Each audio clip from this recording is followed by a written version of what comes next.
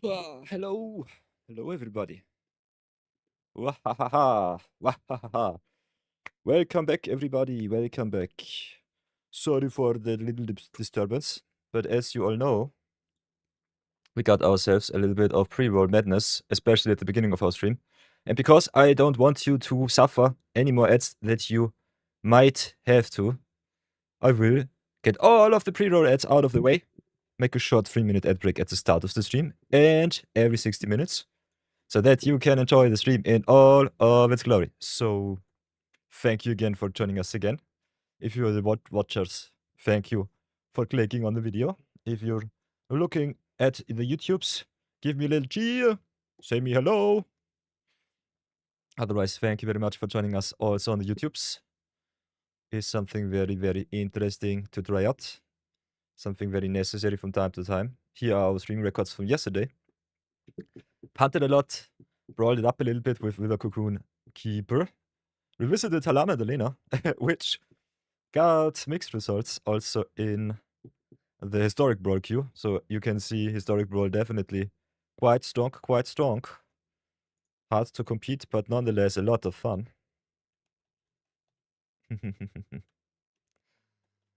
And yeah, what will be in our future for today? First things first, I am thinking about changing my gamer tag. We still have, I think, 3 or 4 days, weeks left until I can do so again. If you have some suggestions how I should name my channel, let me know on our Discord. Let me know a lot. Because I think our title is first things first, way too long. German speakers cannot pronounce it, which is rather fun because I'm a German speaker, speaking native myself. And I think we need something more techy. I think being a knight of yore is kinda nice. Could change also to the order of yore. We could also just change it maybe to something like Koyo Gaming. Mighty G, something like that. Don't know. Still brainstorming. But I think we're having a little bit of a rebrand in the near future. So stay tuned. We might change our gamer tag and name rather soon-ish. Might return to my roots, become more of a personal brand. Go back to Peter. Maybe call myself Peter von Solt in the future. Might be also kind of fun. But yeah, we'll have a look at that when it gets available again, because I think if I have a look at my stream settings, you can change your tag only, I think, every 2 months, something like that. And that sucks. Steam, Twitch, why? Steam is even worse. You have your account name and your gamer profile, and that will stay with you forever.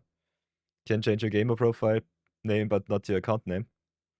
So that's something. Otherwise, I think we will resume our magic duties for today. Still looking a little bit at the shenanigans. As you can see, we still got 1 week left, or you cannot see because hehe. So you can see we still got 1 week and 6 days left to change our username again. So maybe we make a poll and you can rename me if you want to. I think we'll have to rebrand a little bit. Otherwise, it might become quite tough in the future for the channel to grow in the aspect that I want it to grow. Otherwise, I'm quite happy with where we are with our magic achievement so far. Midweek-Magic is back, so that's nice. So maybe we start with Midweek-Magic Momia. Have a little bit Momia fun. And then I think we go back to zero budget magic, maybe grind some wins out and close out the day. But first things first. Pack 1, pick 1 through the Omen Pass edition. We got another pack. What will we get? What will we take? Ooh, and we've got a juicy one here. Not too much in form of mayhem or villains, but rather awesome for the modified deck. Elastos and Brass is one of the best green and white uncommons. You also got the Wonderweave Aerialist and the San in the uncommons, in the common slot, and also the University Campus for the fixing. So a lot of awesome cards. Principled Referee also does its duty really good, getting you some cards back, modifies your creatures even more. But what will be our rare? Do we have to pivot? Ooh, Bailey on the Parched is rather nice for villains. Villain's one of the stronger decks, but in my opinion, I personally think I will start with the uncommons here and go into the modified deck. I think I will first pick Alessos and Pras and the Wonderweave Aerialist.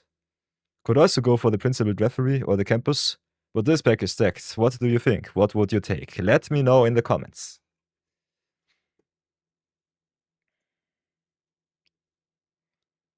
What do you think, chat? Would you pick the Belion? I think Pelion is kind of fun, but being mono blue is a little bit strange. Or double blue. So that's something. Got a juicy one here. Woohoo! Not too much. That's a little bit loud.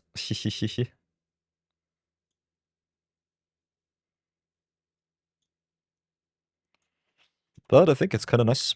By the way, we have to give you some awesome background music. I think it's a little bit too quiet.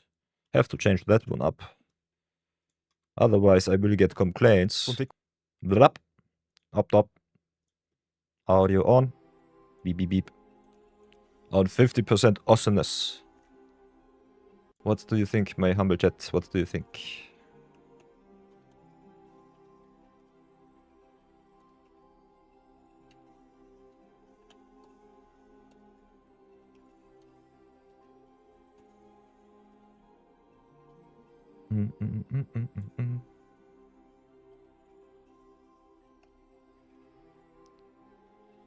Oh, I like me the Belion, but I think Mono Blue is a little bit tough.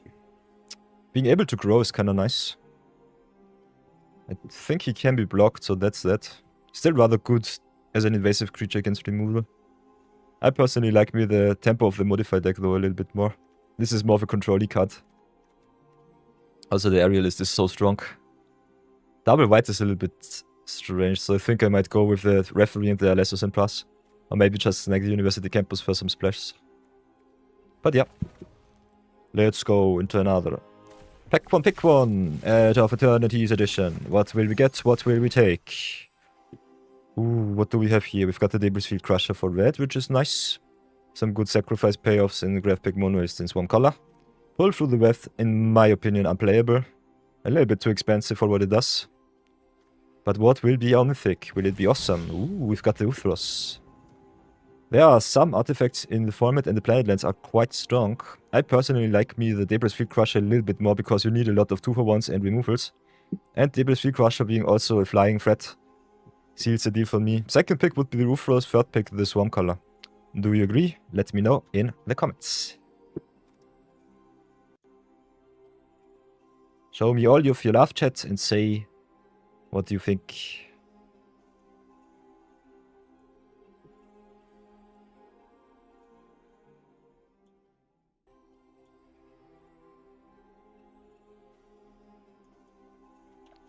What do you think? Is the Uthros a first pick? My opinion, it is not. It's one of the better planet lands, as is the vendor. But still, I think you want some action. Edge of Eternities can be rather punishing. So that's something. Otherwise, I think we are rather fine. I like me some good planet lands. I'm kinda in the mood for packing more cracking more packs, so let's go again. Pick one, Edge of Eternities. What will we get? What will we take? Ooh, we've got some nice ones here. Tarnok Memorial Ensign for the lands deck. Also the Kavaran Skywarden for some void action. Got the Command Bridge for some fixing. Beams of Prospector for black. Sacrifice. So, what will be our rare? Ooh, 0-point ballot is awesome. My first pick will be the 0-point ballot. Yoinking the opponent's cards and roughing the board is rather nice. Also, you can save your big creatures and just get rid of the small stuff. Second pick will be Tarnok. Third pick will be the Kavaran Skywarden. Do you agree? Let me know in the comments.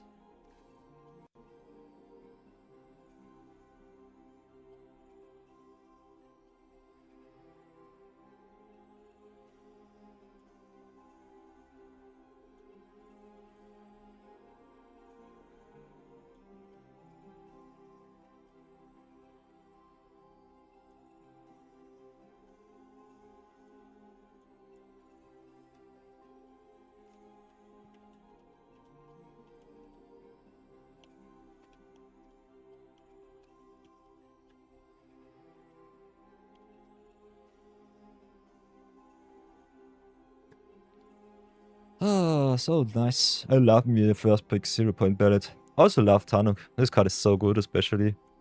Playable on the splash too. I think green-blue or green-red Lander's one of the strongest, if not the strongest deck. But I personally had more success with white-black Sacrifice. So that's that. But I think all of the decks are rather playable. One of the reasons why I love me some Edge of Eternity's drafties. It's so nice. Let's have a look what limited formats we have for this time of day. We've got the pick to draft Omen Puffs. Duskmourn came also back, so that's rather nice. Love me some Duskmourn drafties. Otherwise, I think we could also try to go infinite with through the Omen Puffs. I think it might be rather easy to do. But let's definitely start with the Momia event and have some fun. First things first, you know the drill. Reset your gold, you want some 750s. Okay, not for now. And then let's start and have some fun.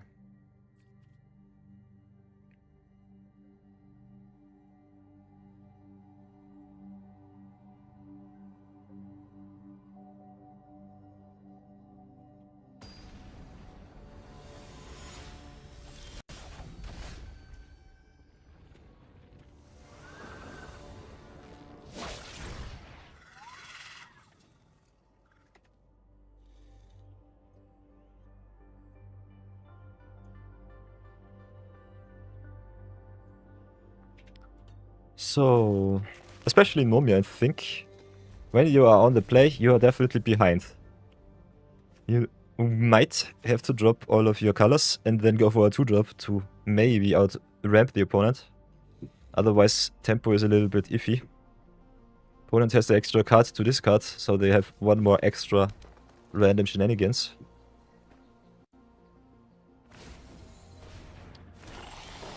Otherwise, I think we are quite well set. Opponent goes also for the 1-drop, interesting. So they want to discard all of their hand. You'll love to see it. I think we'll go for the extra token. Having a 2-3 on 2 is nice, but not so good as having 2 bodies to block maybe some unfair cards from the opponent there. Then let's drop our awesome snow-covered lens. Discard again. Drop the forest here. Ooh, make a map, draw another card. Nice, nice. You love to see it. Also, 2-2 flyer. Oh, what the Wind Scout was awesome for us. It was really, really nice.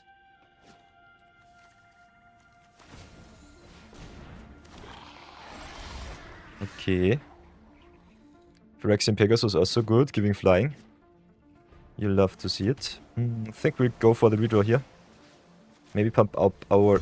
No, we cannot pump in our deck. It consists only of lands. I'm stupid. We'll definitely go for another free drop. Discard the forest here. Okay. Vicious Clown growing, rather nice. Okay, we smack for 2. Opponent might smack for a little bit more damage because the Pegasus is rather awesome. Giving other creatures flying is so strong. So they will race us. But yeah, I think it's still okay-ish. No white so far, so that's that. Let's go for the second mountain. Go for 5. Okay, Slayer of... Salvager of Secrets. Rather weak 5-drop. Nonetheless good to give our clown a little bit more boost. So the race is still in our favor. You'll love to see that. Okay, opponent with Ubak. Nice, nice. Ooh, and incorrigible youths. So a rather nasty haster. We got the extra token from the dude. So that's that, but I can give it flying, and that is crazy. Let's go for the second black source.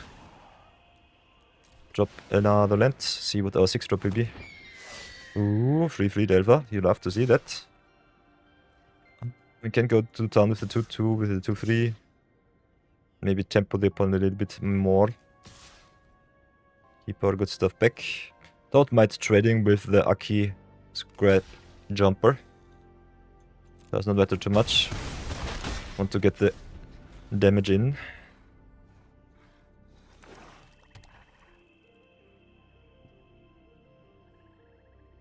Might have to trade with the incorrigible youths. Nice. Oh, random sick pace extra free. You love to see that. We might need the blocker here though, so I think we have to jump. I think we'll have to do it like this. Sucks to see, but that is what it is. So let's go for our 7-drop. Maybe hit something nice. Ooh, Voltbound Tyrant. That is awesome. That is really good. Oh, let's see if the Tyrant can get us back into this game.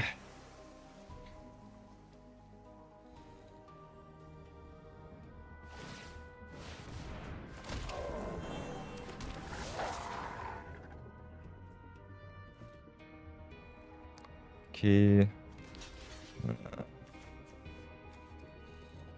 I guess we'll have to trade with the Sphinx. Their Pegasus giving their creatures flying is definitely not good for us. I think we do not have too much of a choice. Let's go for the 8-drop here. Gain some life. Will not attack. They can smack us for a lot of damage. So I think the double trade not so nice. But still a little bit of necessary evil. Otherwise the opponent will smack us every turn with a big card. Okay, now with the Warring Clags, yikes.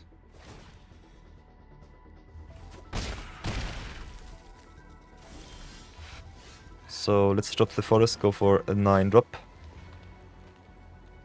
Because I am way too greedy. Could also go for 2 5-drops so that the Warring Clags does not hamper us next turn. But I think we're just dead on board. The Pegasus gets us. And I like to gamble a little bit.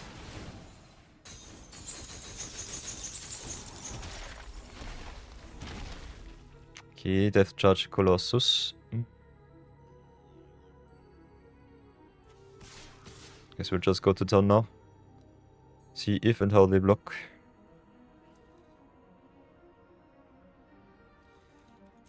I think we need some defense back. Maybe should have attacked first, but I don't think they will trade with the Warring Clags. Might just jump.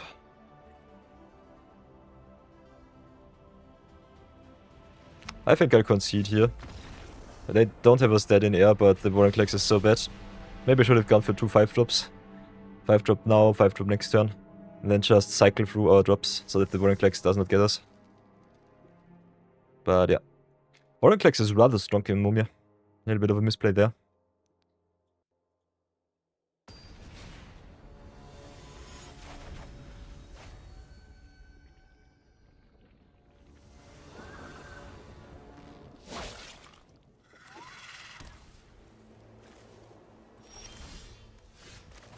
Okay, we're on the draw this time, so that's nice.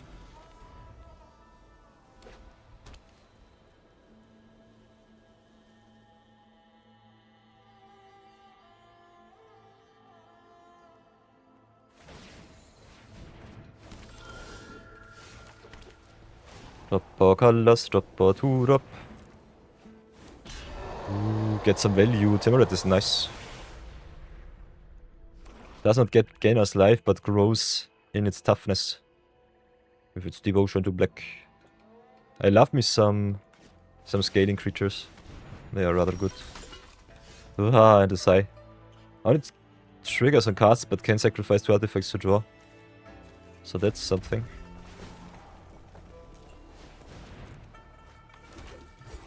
Okay, Cryptid Inspector. No bus. Opponent on the Omega defense. Also look at the Phantasm, so nice.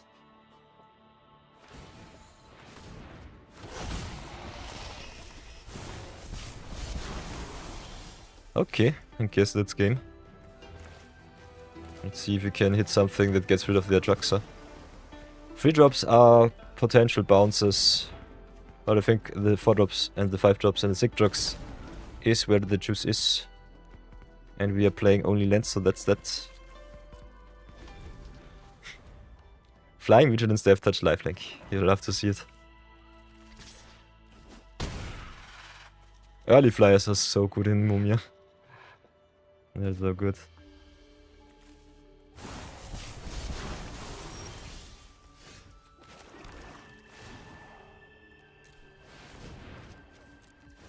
Whoops.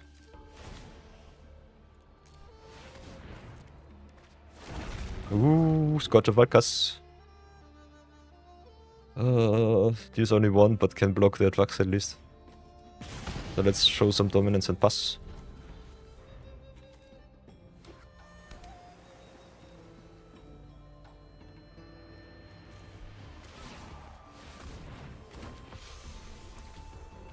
Welcome everybody new joining the stream. We're playing a little bit of Momir to warm up. And then I think we'll go into some zero budget brawl, or maybe draft some Bloomburrow. Not so sure, but we definitely have a lot of action today. Okay, Scorch can gain a little bit of power. I think we'll have to go for another big creature. Ooh, whenever a dragon enters, that's awesome. Whoops, not me. Don't ping me. Could have also pinged the opponent, I'm stupid. Nice. And gain 5 with the Stormbolt, nice. So pass for now. Got 2 awesome blocks. You love to see it. Momir madness. Draxa is so good. Draxa is so awesome.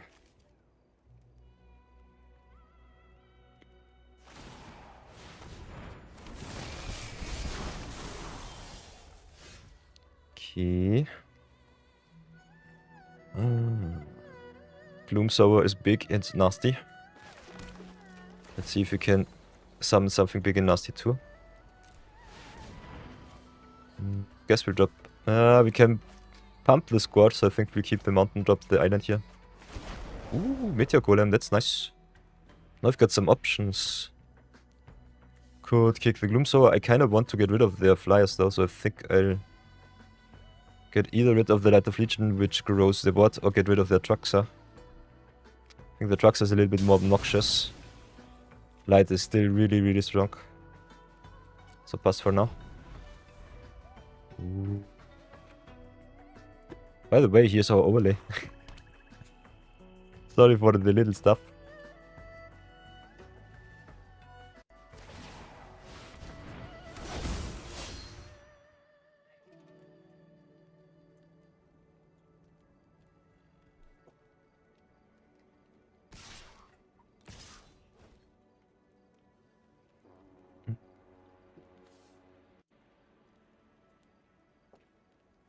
Okay, they attack with their stuff. We'll definitely block here. They've got the Absolute Virtue, so yikes. If we want to block, we have to 2 for 1 us. Which is still okay-ish. I think Gloomsaur is a little bit too big. Oh. Whoops. They drain us for every creature with blah, blah, blah, blah, blah.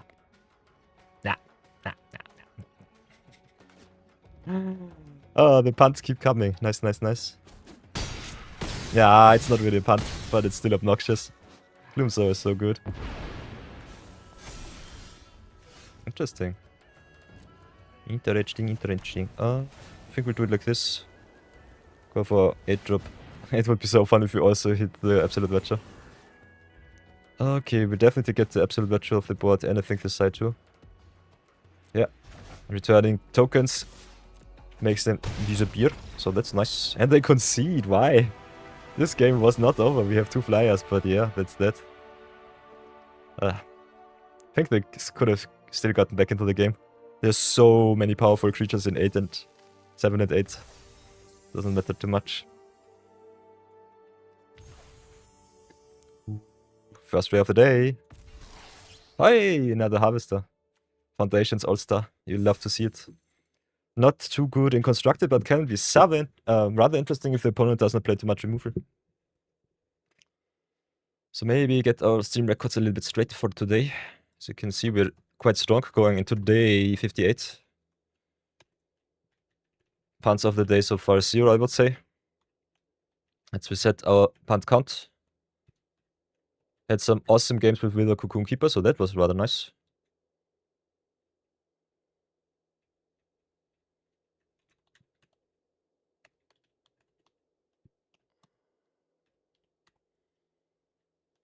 Revisited Alana and Elena a little bit.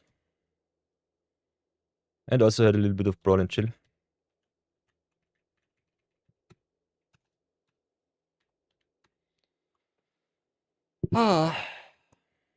So yeah. Twitch. Punts it out? No. What does it do? Bugs out a little bit today. If you have some ads, definitely write me in the comments so that I know. Otherwise, I normally run at the beginning of the stream our first set of 3-minute ads so that you don't have to look at any pre-roll ads. So give me a little bit of feedback if that works or not.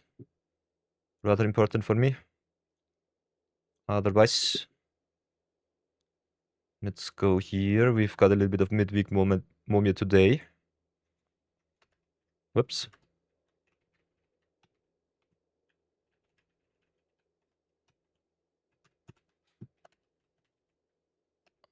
Midweek-Magic.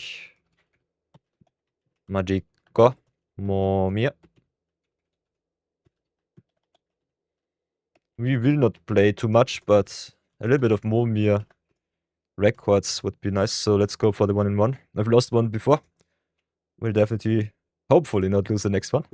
But still, getting yourself some free rare wildcards every new week and a little bit of mystery cosmetics is rather nice. So that's good.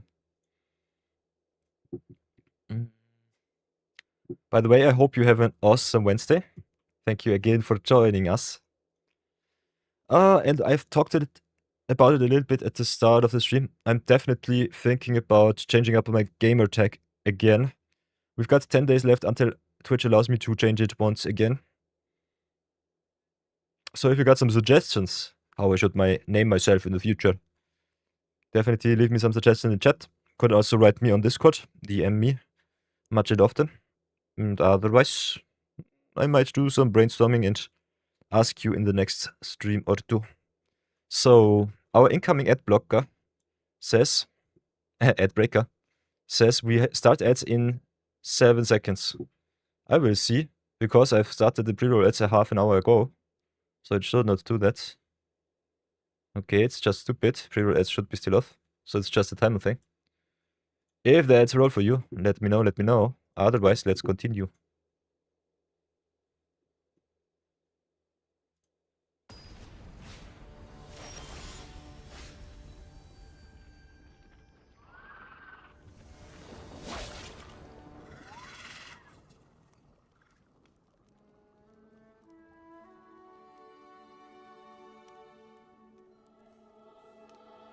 Interesting. Okay. So we are on the play again.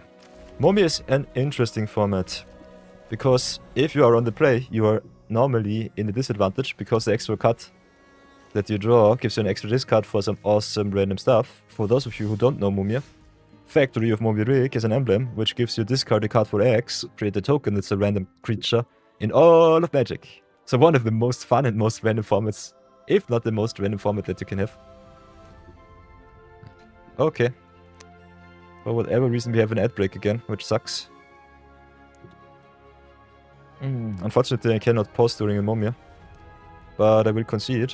You will not lose any form of content just because Twitch decides to be stupid. So let's do it like this, give them their goat.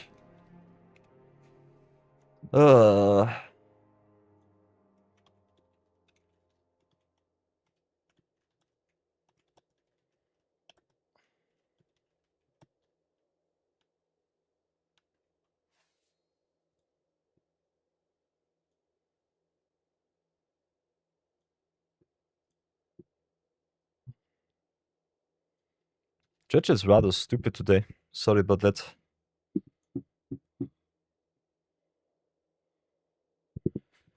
I hate it. Twitch, why? I've done the pre-roll ads at the start of the stream. You should allow me to have 60 minutes without ad breaks. Maybe have a look here. Our ad settings.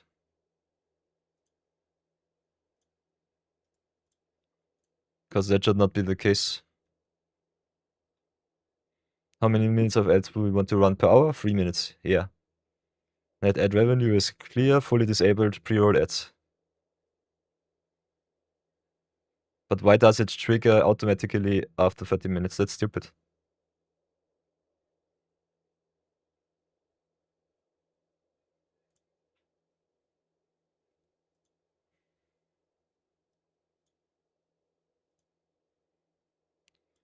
I don't like that one bit. Don't want that bricks.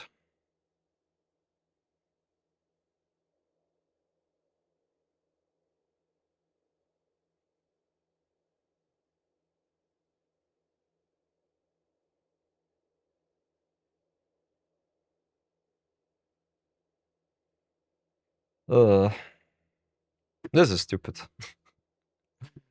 Whoops. Timer is not correct. But yeah. Got a little bit of ad break here. 30 seconds left. So not too long.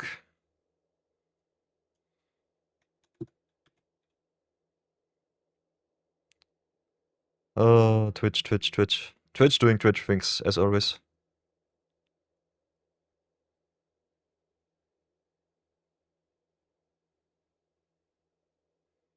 Come on, last 7 seconds. Twitchy. Come on. Come on, Twitch. Go away. Go away, ad breaker. You hate to see it. I normally try to start the pre-roll ads at the beginning of our stream with our 3-minute intro, but that's just stupid. I've played it right away and it's still triggered after half an hour. Pre-roll ads are so stupid, I hate them so much. The first minute moment is anyway not interesting. Marathon, you troll. Welcome back. Welcome back. I hope you're doing fine, Marathon. I've talked about it a little bit in the beginning of the stream. I want to change my gamer tag. I think Night of Your Gaming is a little bit too long. And it was rather interesting to hear Bloody try to pronounce it. I'm not sure what they want to do. Otherwise, yeah, Mumia.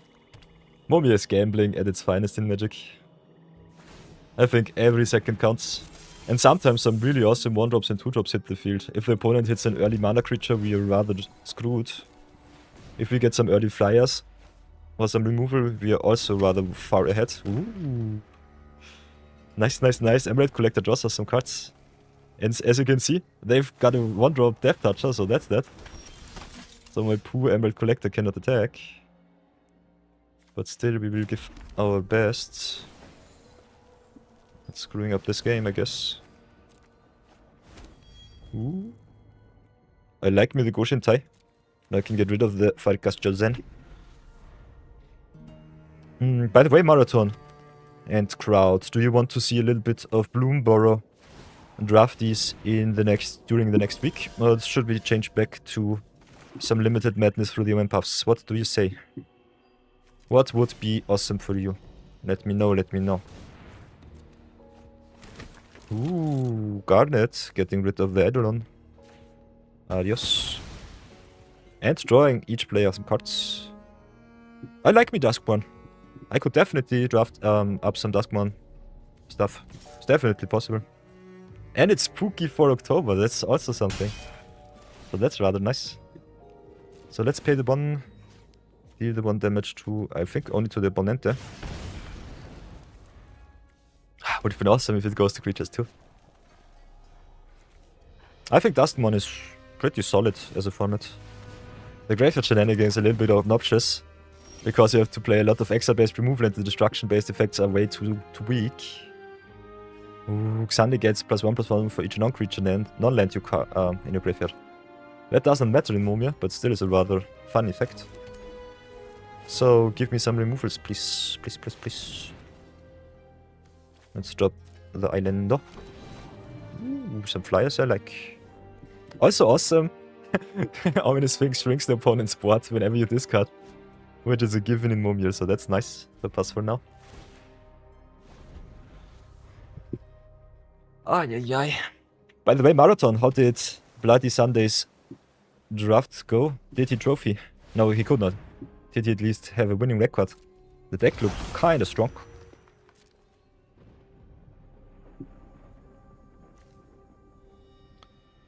Bloody Sunday.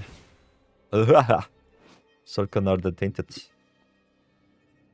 Draw a card, each opponent loses 2 life and gains 2. Okay, they did some damage to our shrine. That's obnoxious. But they have to exile him, but they also draw another card. Solkanar is so good. So Arcanize way too strong. So let's drop 6. Get rid of this snow-covered forest.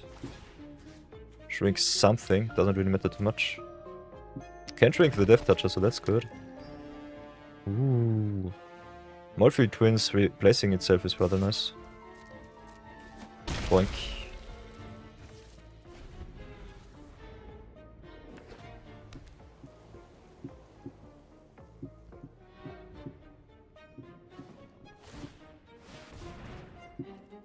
Okay.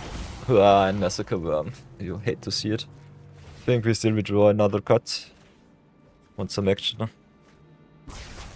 Oh, Massacre Worm is so good for them. Open up's also a big attack. This sucks.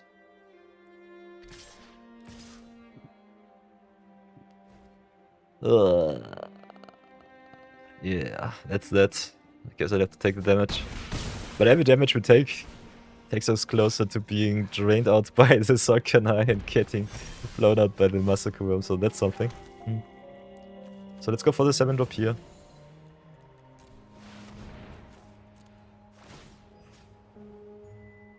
Ooh. He lost the last game. That's unfortunate.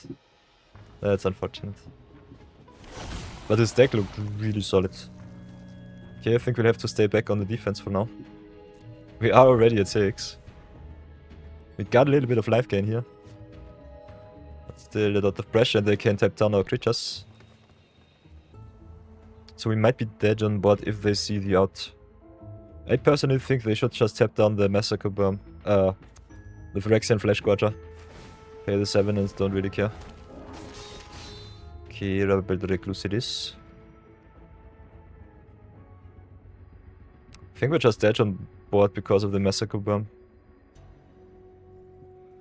Massacre Worm really got us good here.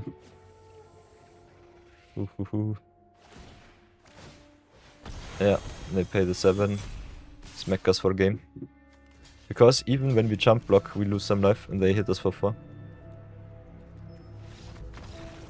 Oi, boy. Getting smacked in Movia. Ah, still, I love Mumia. Forward is fun. Will not play too much of it, but still, rather fun format.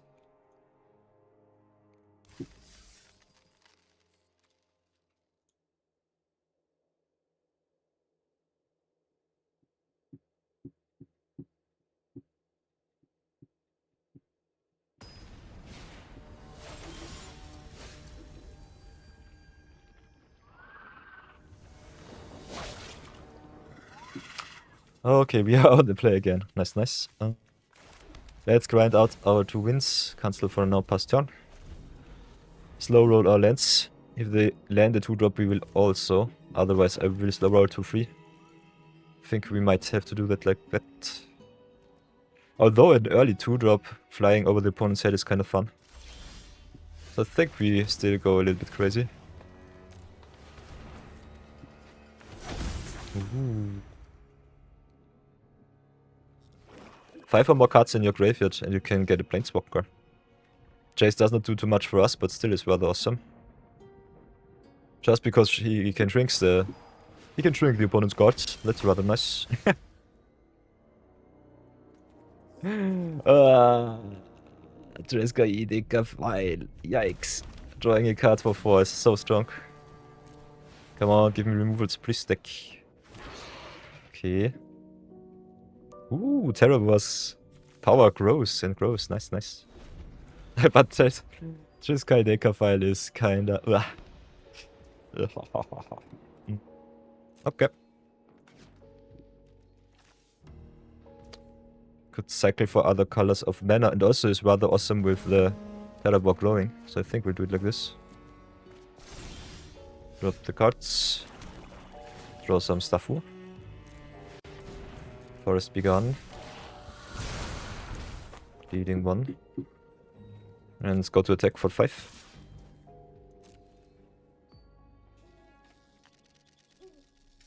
You can draw and discard even more to grow it even more. Ah, yes. Nom. Gobble up all of the lands. Jace is gone, but we've got a big creature. I think it's worth it. Yeah. Oh, they did not draw the island. Unfortunate. Why did they discard it?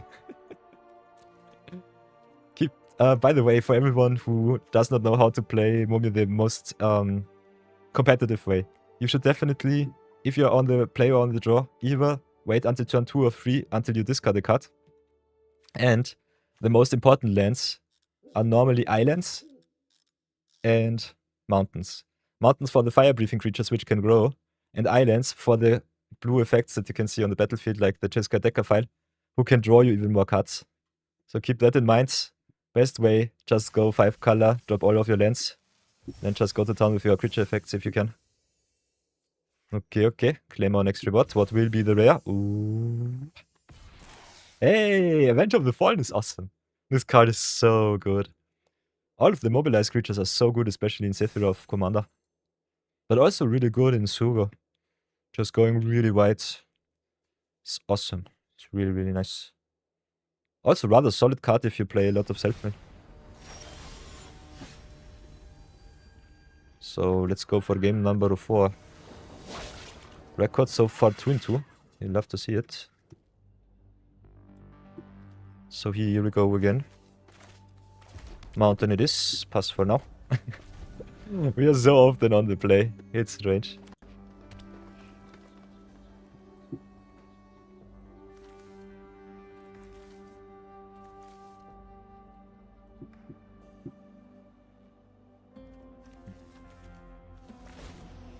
Haptic feedback, you love to see it. Okay, opponent with the gutter bones. Rather aggressivo. Guess we'll drop the plants. Beast Collar only grows on casting creatures, unfortunately. If you can give it some counters, it's still rather solid.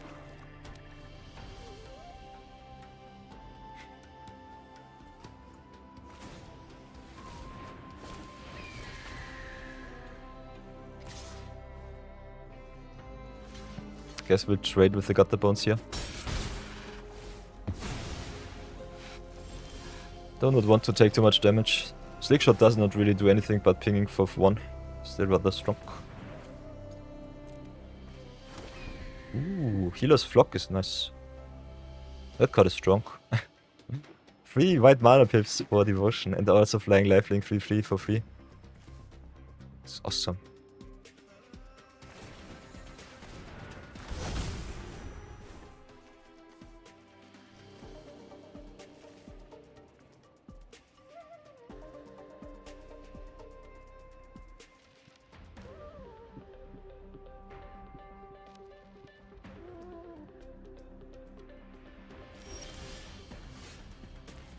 So drop the swamp, go for the 4-drop first, I would say.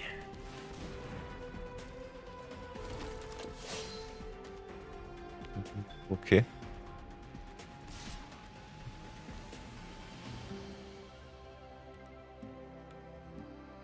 I think we still attack with the flock. We also could keep it back for a potential trade with the Duskmourn.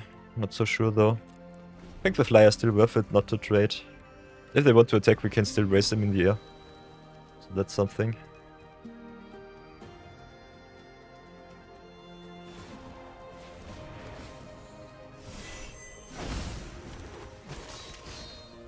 Nice.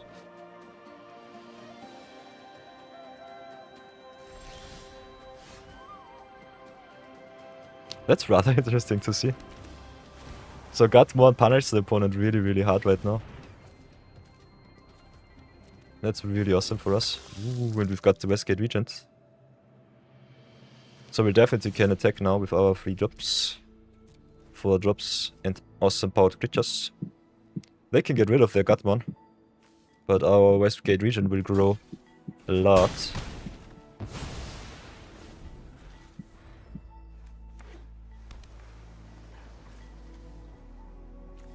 So I think they don't have the luxury to block for now. It's so fun to see that they control some lands into our hand.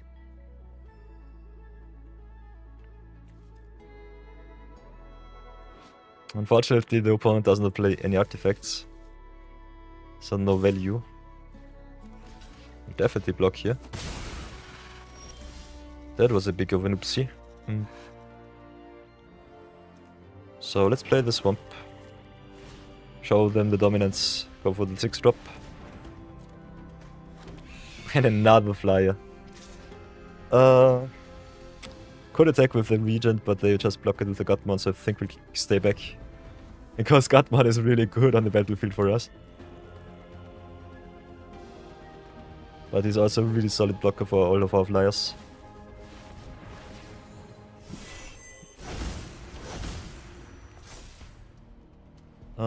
Guess I'll discard. Could also just lose 4 life, don't really care too much. I think I lose the life, like the extra cards in hand.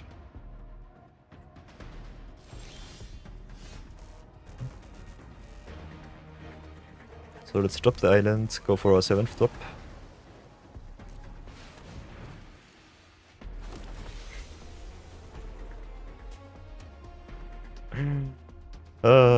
Nice. You'll love to see it. Yeah, I think we can just go to down with our flyers now. I can block if they want to. I think we'll pressure them a little bit.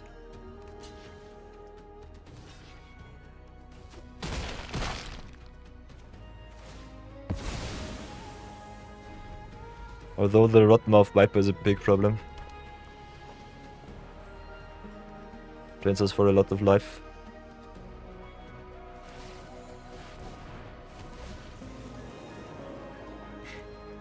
And Fossa having life gain is so nice. Do we want to drop 2 cards? We could just do it. Don't really care too much about it. Let's do it like this. Lose 0. Don't want to go down with my life, but I like the Glorious in Fossa. But the Viper is too good. Could have also just paid the 8. So that might have been stupid. So let's go for 8-drop. I think hitting 8-drop every turn is rather okay.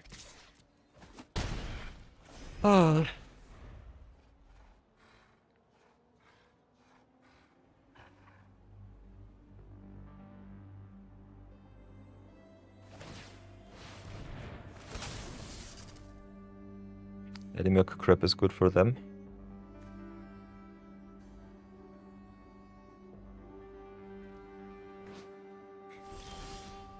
This card looks so fun.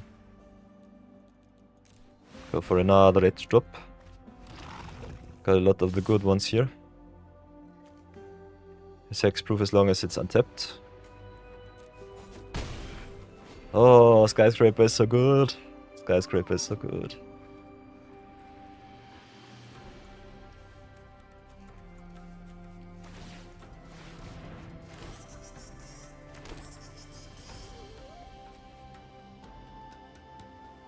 That's a game ender if I've ever seen one.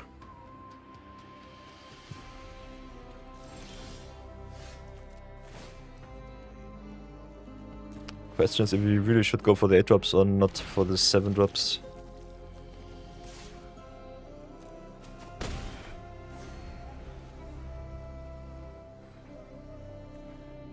Eight drops can be good, but I think the 7-drop, 6 and 7 drops is where the meat is.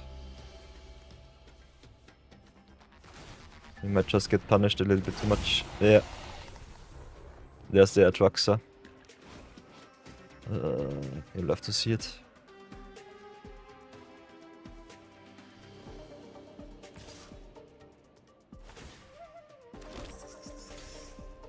Okay, they make more blockers.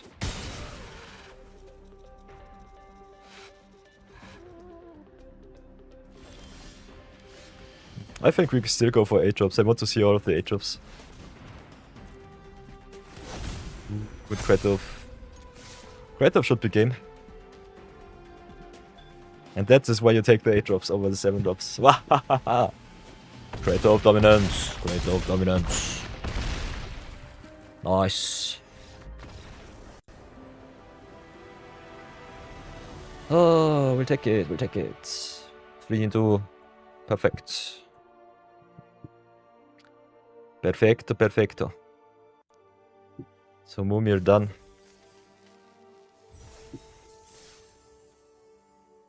So let's rub our hands, cross our fingers, and only get the comment. Ah! Thanks, Arena. So that is that. So I think we will go for one zero budget broad episode because I need to update my videos, make some YouTubes. And then we will go and play a little bit of limited. Might be from the Omen Paths here. Might be also Duskmourn. Maybe save it up. So let's have a looky look.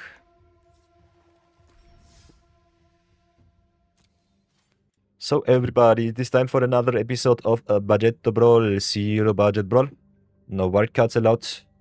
$0 allowed. Only our skills and us. We already maxed our deck count, so we'll have to salute the Micro Tyrant and say adios. Ever so close to greatness. Will he return? We don't know. We don't know. But what commander will we be brewing today around? Kinda want to go back into Standard Brawl, if I'm really honest. We'll be brewing around with a little bit of Through the Omen Paths again. Because I think this is kinda fun. Still got a lot of budget commanders in the uncommon slot from the Spider-Man set, so that's rather nice. Unfortunately... No. Fortunately, in web also works from the command zone, so that's rather nice. Still, the command text applies to it, so keep that in mind. Could play some mono white Verilax, the Haven skin, which I like me a lot. And I think we'll just go to town with the white drops. Start with some mono white, see where it leads us. Verilax, the Haven skin, especially awesome card because if you cast it, you can return a creature from the graveyard to the battlefield, so you could play a little bit of mono white self-build if you're feeling really funky. Otherwise, he also grows whenever he is dealt damage, which can be really awesome with the enchantments in Omen Paths and the other sets. We also picked up the rare card which combos with it, which is... Where is it? Chosen by Valgarov. Enchanted creature gets +2/+2, and all damage that would be dealt to you is dealt to enchanted creature. So that's our wombo combo. Let's see if we can enable it and how fun it will be. Also, Verilax kinda nice in a +1/+1 counter shell. So we will try to play also a little bit of Reanimator counters. So let's go for that before anything else. Have a look at our discard, for example. Don't think there is any discard in white. But we still have also some sacrifice. Could go get some sacrifice cards back, some sacrifice creatures, but it doesn't seem so. Could also just go to town with our aggressive cards. So I think that might be it. We'll definitely play the Costume Closet. I think some counter shenanigans are definitely due. And we got some rather good ones. Could play a little bit of a value shell. So... what can we do? We can play a little bit of Modify.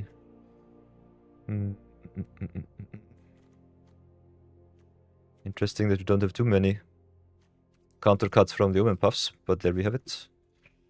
Let's go again for the discard. Maybe I'm stupid. Get the Monument of Endurance, Collector's Ward, the Razor Scoreboard is not so much. Then we have our Sacrificio. Oops.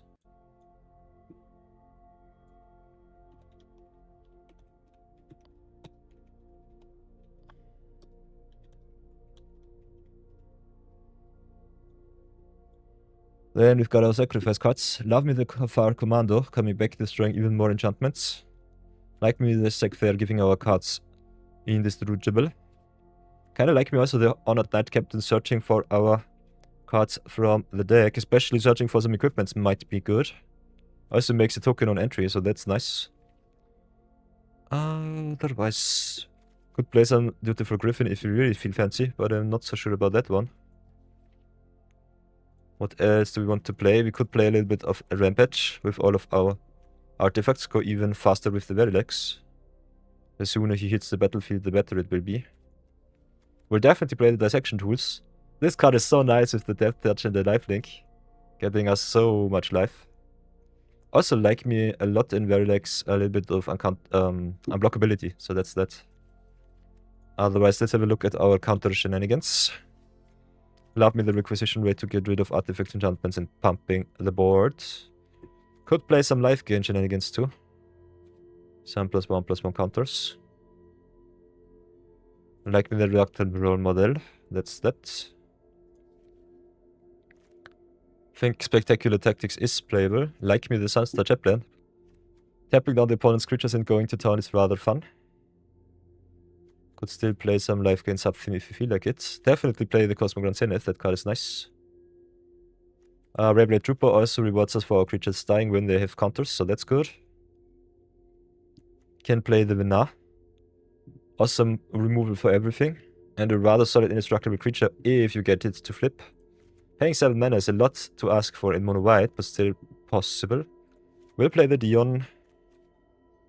We'll definitely also play, I guess, some life gain sub-theme. Maybe play the Winwu. Winwu pumping our clerics is kind of nice. Let's see if he stays this time. Otherwise, got some rather big spells in Crystal's Chosen. I don't think I will include it though.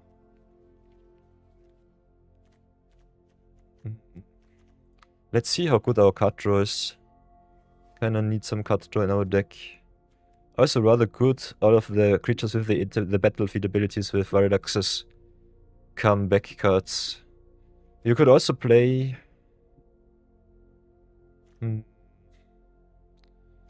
What could you also play? Good question, good question. Kinda like the Helpful Hunter, a little bit of card advantage is good. Like me the Halia, like me the Inspiring Overseer. Getting some cards through ETBs. Grahatir could be interesting, but is a little bit expensive. Weapons Vendor drawing us some cards. Also rather nice to equip the dissection tools just for 1 and not having to sacrifice anything. Like me the Anti-Causal Vestige. Endstone might be also kinda nice. Then let's have a look at our mana acceleration. Could play Wild Orset, of course. Adacha to copy our good stuff. Ishka is a nice tapped land, but also with a little bit of upside to getting us back our artifacts and enchantments. Could play a little bit more ramp with the All-Fate Scroll and so on. Might try it out this time.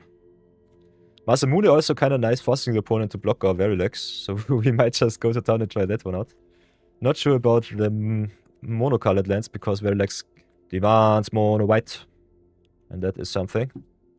Still a lot of possible gains there as well. But I think we'll keep it as white as possible. White supremacy it is, I guess.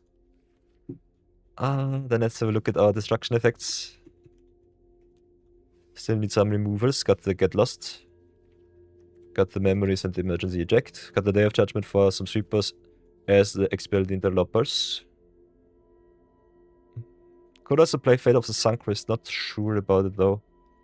Getting rid of any permanent but creatures. They can also get rid of creatures, so that's good. For 3 mana is rather nice. Could also play the Extinguisher Battleship. Like me sweepers in my deck. We need still some card draw, so that's that. How are we looking with our creature, non-creature distribution? A little bit lopsided, we need more creatures. How many angels are we playing? Only 1. Playing a lot of humans. Otherwise, they're playing also a lot of artifacts. Maybe have a look at our rares, see if we can get a little bit more pump in our deck. Love me the Grand Abolisher, that card is awesome. Love me also the Voice of Victory. Could play Arabo, go a little bit wider. Could also play Serima, Sanguine Evangelist. Love me especially Serima searching for the Vena, so that's good. Could also play some of our mythics and rares. Got a lot of good cards here. Masamune might still be a little bit too fancy. But still rather fun as a card. What else will we play? Let's see how our distribution is. We could just play the Asteli Reclaimer, get us some awesome cards from the grave too if the opponent mills us. Only have 1 equipment so far, so the weapons vendor might not be good enough. Still rather awesome to get back. Otherwise we don't play any clerics, I think. No, we still play 4 clerics, so that's something. Could also go a little bit legend themed again. Don't think we need too many counter shenanigans to go Natsu. Kinda like the Knight Captain searching for the dissection tools, but paying 6 mana I think in Constructed is not worth it. So maybe, what do we do? Don't have any life gain synergies. So I think the menu is still rather weak. Only have the Halia and the Inspiring Overseer. Could go Legends Tribal again. That's something. Cards like the Replay Trooper might not be good enough, although they are kinda fun. I think Verilax just being strong is still good enough. And we don't need too many creatures to get back, just some rather solid ones. So maybe cut the small stuff, keep in the good stuff. Cut the Trooper, maybe also the Overseer. Although I love me a little bit of flying. Could cut the Weapons Vendor, go a little bit more power level. Go a little bit more Legends. If we play more Angels, we could also go for the Gyada again. Maybe make an Angel Curve out. Don't really have to though. But Venar rewards you for having a lot of Legends, so I think it's still worth it.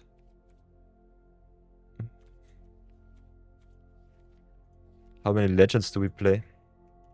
We only need one good Legends in Verilax. Otherwise we've got the Sekthea. Got the Halia, got the Serima, Venar 1, 2, 3. Not so sure. Could play Aerith, could play Gyada. Could go to town with our Angels. Which good Legends do I want? Kinda like the Wind Crystal too. Giving our white cards a discount might be worth it. Also giving you some life gain and flying shenanigans. Maybe try out the Wind Crystal in this deck. Venar the triggers I think on Legends. And we could still play a Venar deck dedicated to this card, so that's that. So maybe just go a little bit more value. Got some solid search targets for the Serima and call it a day. Don't think we play too much tokens. Although I love me the Sanguine Evangelist coming back with the Verilax, so that's something. Kinda like the Warren War Leader too. And I think there's Daily Reclaimer earns his place. Don't think we play too many tokens. Whoops. Nope. So, token shenaniganry not too much. But still rather solido. Pardon me. Then I think we could play either the Mogul Sveller or the Regal Kadokas. Kinda like me having some instant shenanigans. Also making a lot of life gain creatures might be worth it. Don't play too many cats, I think. No, none so far. So let's try out the Moogle Sveller over the Regal Kadokas, see if it's worth it. Go to town with a little bit of token shenaniganry. This will be our deck. Kinda like me the ramp. Don't play too much card draw, so that's something. Play a little bit. See if it's good enough or if we need some more card advantage. Otherwise, I think for a 60 card list, it's definitely okay.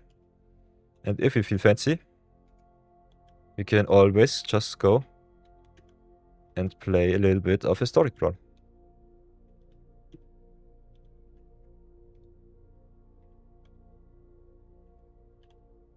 So let's go into some games, have some fun, and see how the deck does in Standard the Brawl.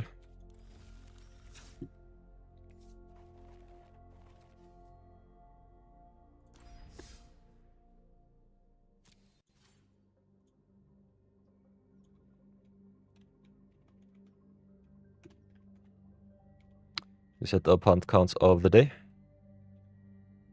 Go with Verilax.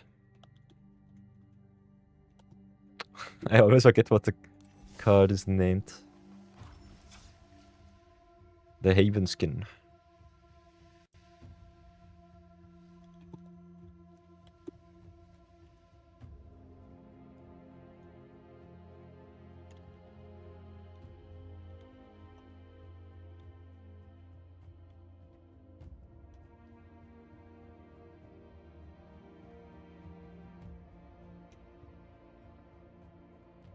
Okay. Here we go. Dunzo and Dunzo. Let's see what it does in Standard Brawl, maybe go into Historic. But I kinda like me the Standard Brawl queue. And it's been a while since we made a deck for Standard Brawl. So here we go.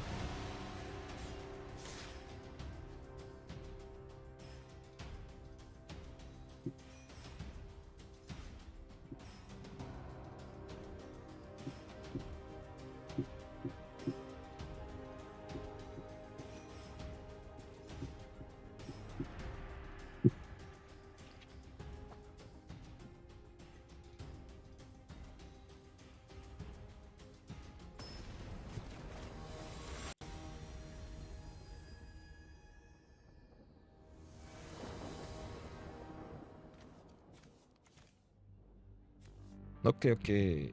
Perfect. Game number uno. Got the Sec Fair, got the Bandit's Howl. Got the acceleration for our Verilax, you'll have to see it. Playing against Koma World Eater. So rather obnoxious commander.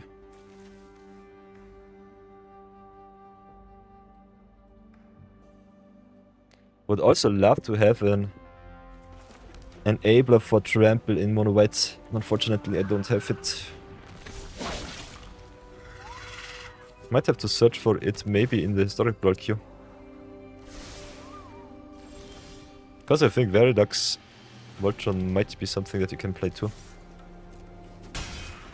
Hit in for the sec after second blinks and pass.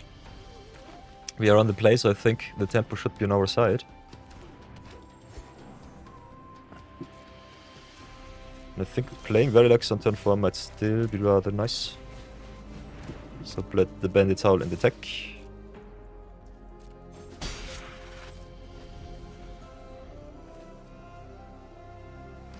Anti-causal Vestige a little bit strange with the mana rocks and no ramp.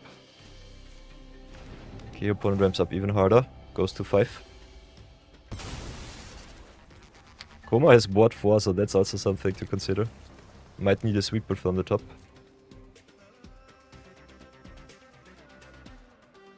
Otherwise I think we're rather screwed. Not drawing our lands here sucks. Could go for the Aura Sight on the elves, which I think we might have to do. Don't want the opponent to hit their Koma too fast. Also gives us a counter for the Bandit's Howl. Let's go to attack for 1 and pass. If they tap out, I'm rather happy to play the Verilax. Aha, one of the growth, yikes.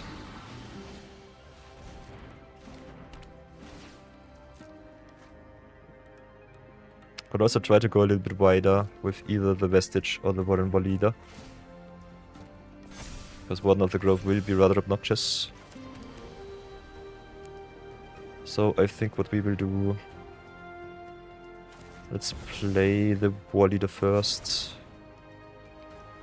Goes a wide. Not sure. Yeah, I think we'll play our value creature first. We'll also just go for the big anti-causal Vestige here. Might be better. I think we start with the Vestige. Could also double spell Vestige into War Leader, play the Sancho Chaplain. I think we need some big creatures to get through the Warden of the Grove.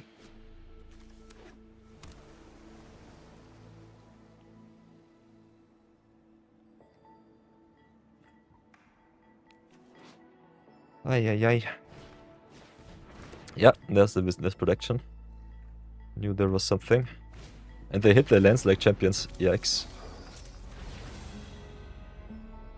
Yeah, I guess we just lose to the Warden of the Grove. This card is so yucky. Way too strong.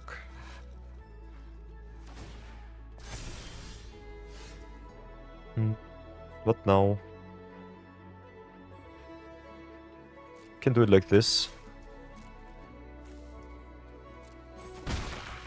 They take the one. You can go Blitzball into Chaplain into Sec. I think we just have to remove the Warden of the Grove though. Might also need the memories for the Koma next turn, so that's something. So many cards to answer. Still, I think getting rid of the Llanowar Elves was important. I don't know. Yeah, I think we still need the mana, so let's play it like this. Play definitely the sec. Question is Chaplain or War Leader. Both cards are bad. Grove Dude as the Kuma.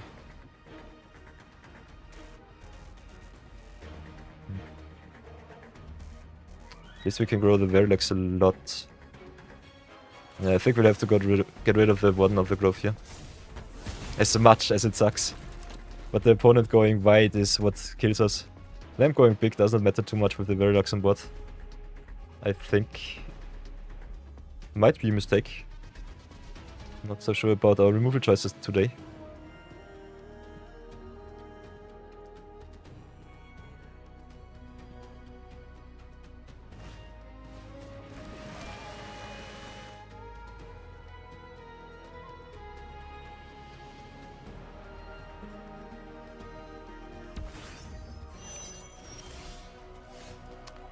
Okay, no 7th land so far. Could go for the Warren War Leader first. Them having the Ghost Vacuum also sucks. So I think we played a little bit conservative. Let's play the War Leader with Offspring, see what they have.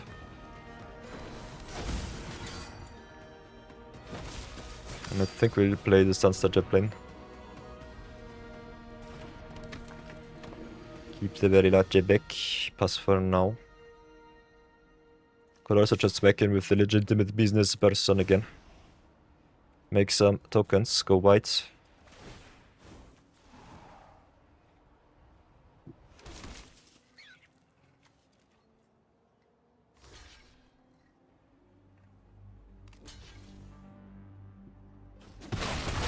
Interesting. Could have also pumped once, but I think going wide is a little bit more important if you want to outrace the Kuma. Not sure if we really can. Them having the draw with the Beanstalk is rather awesome. Oh, definitely play the Cosmogran Zenith here. Definitely play the Verilax second. Pump the whole team. Give us better blocks. I think we'll pass for now. I guess attacking does us no good. They kinda want to have some options to block the Kuma here. So let's pass for now. Can also tap him down with the Sunstar Chaplain next turn, go to town. So depending on how many cards they play, might still have a solid crackback. There's the unable to scream, that sucks. Still we can block for a lot of potential good stuff.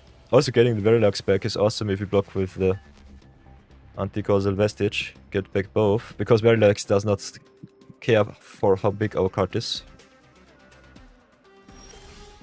Ooh, and there's Endstone. Nice, nice, you'll love to see that. I think we just go for the Endstone here, see what they do. Kinda like drawing some cards. So let's pass for now.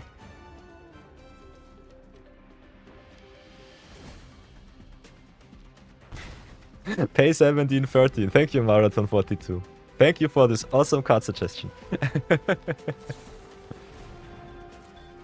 The shout out has been done. And Stone Shenanigans. Limited All-Star. Constructed, I know. I don't know. Okay, Reclamation Stage targets Endstone, I guess. Endstone, bye bye.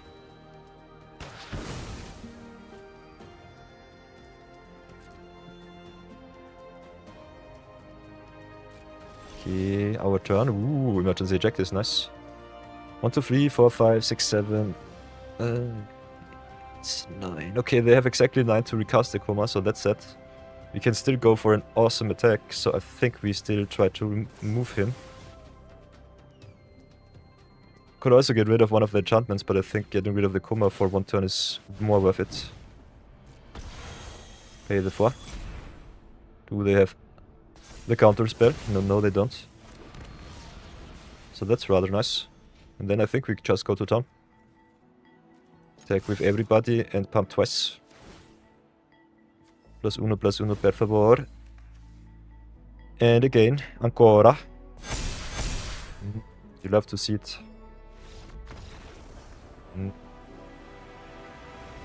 Juicy value. Nice! First win for us! Getting rid of Coma. Even through 2 really obnoxious removal spells. You'll love to see that. Let's pack the gold and go again. Nom nom nom nom nom.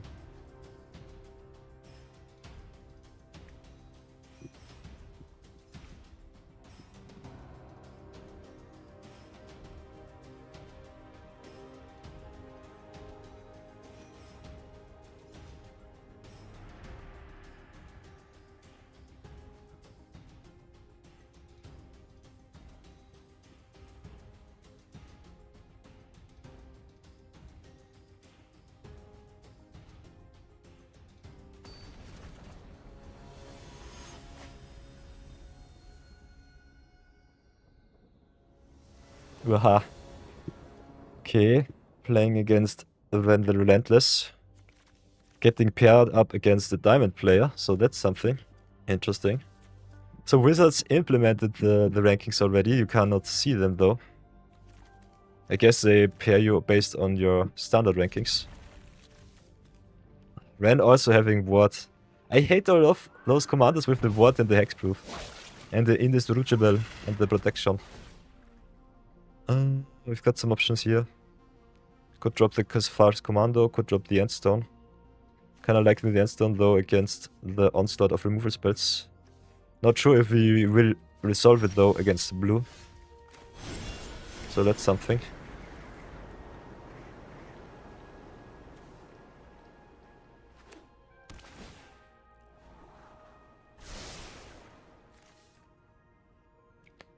Ah, Ren is such an obnoxious card. Could have also dropped the creature for the Verilax to get back. Not sure if that gets through though. Do I have the cut down? Yikes. So that's unfortunate. Okay, red out it is. Okay,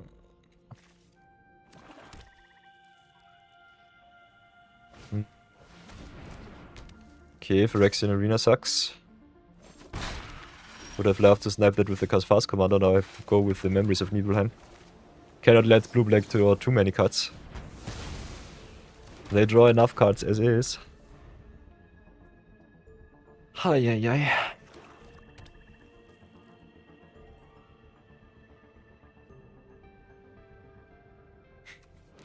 Look at that sweet red. I love me the tokens from Eldraine. They are so fun. Okay, we have to exile cards. Just get rid of the planes. We will redraw it. Also got the extra white with the other side, so that's good. I think next turn we'll just drop the Evangelist.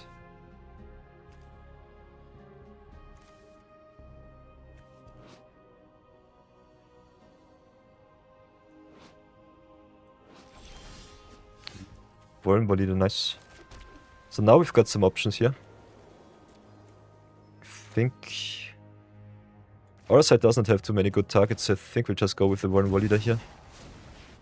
Playing him for only 4 is a little bit strange. Okay, opponent has something. If they have the counter spell, I'm not too sad. We can get the card back with the Verilax, so that's that. Unfortunately, Offspring is on cast and not on entry. So a little bit of a non-bow with the Verilax, still strong.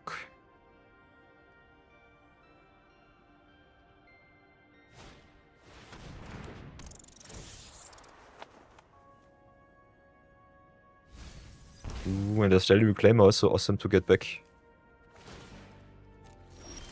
So the opponent milling us is rather nice. Not having the extra land drop for the aura side sucks. Could play the custom closet, but I think we'll just go with the Sanguine Evangelists. Maybe pray for another land drop next turn. Pass for now. Aura side especially awesome with what, because it enters first, targets then, and then you can pay the extra white with the aura set right away. Them exiling our stuff is so bad. I hate that Ren has what? This card is so strong and protects itself. This sucks. Sweeper from the top would also be nice. I think we have the Damnation, the Wrath of God on 4. Day of Judgment on 4. Pardon me. And also the Expelled Interlopers on 5. So I think Day of Judgment is our out here.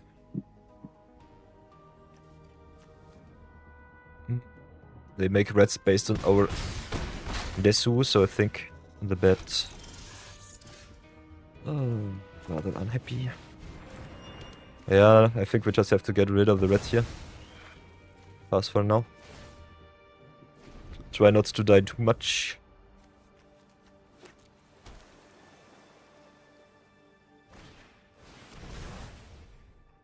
Guess we'll drop the Custom Closet.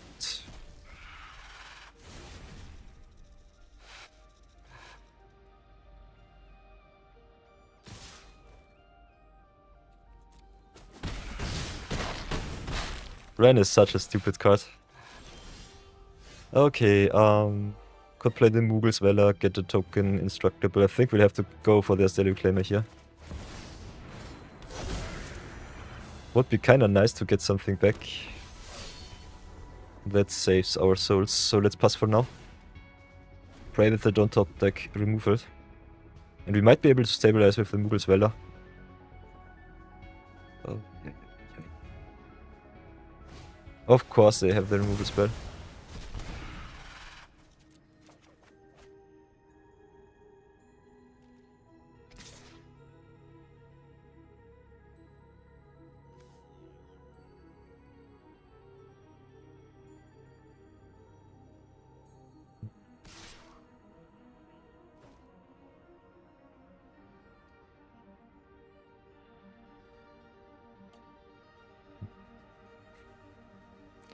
Yeah, we'll have to block like this.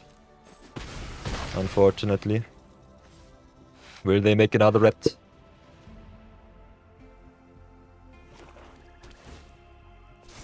Indeed they do, because life is unfair. I think we're just dead on bot.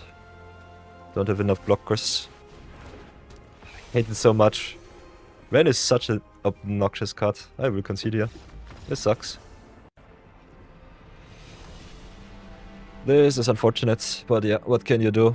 What to? Wrecking us. Also opponent with a perfect curve out, not too much lens, and only action. I'd have to give myself a little bit of water, and ads will be playing in 4 minutes, so I think we get our ad break a little bit forward. Make a little ad break for 3 minutes, get yourself something to drink, to eat. Replenish yourself, everybody. And I will see you all in 3 minutes. And we will continue our Verilax awesomeness, so stay tuned.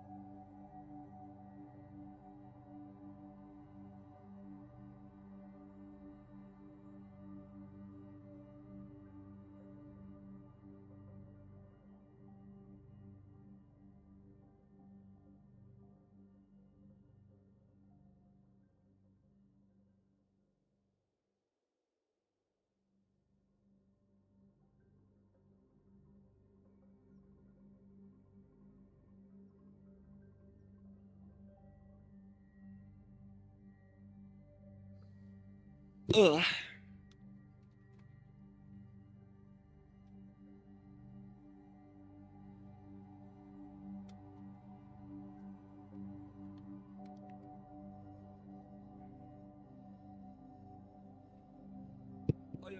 Oi, oi, oi. Oi, oi, oi, oi, oi, oi, oi. Ai, ja, oi, ai, ai, ai. Oh, our ad's over. 5 seconds left.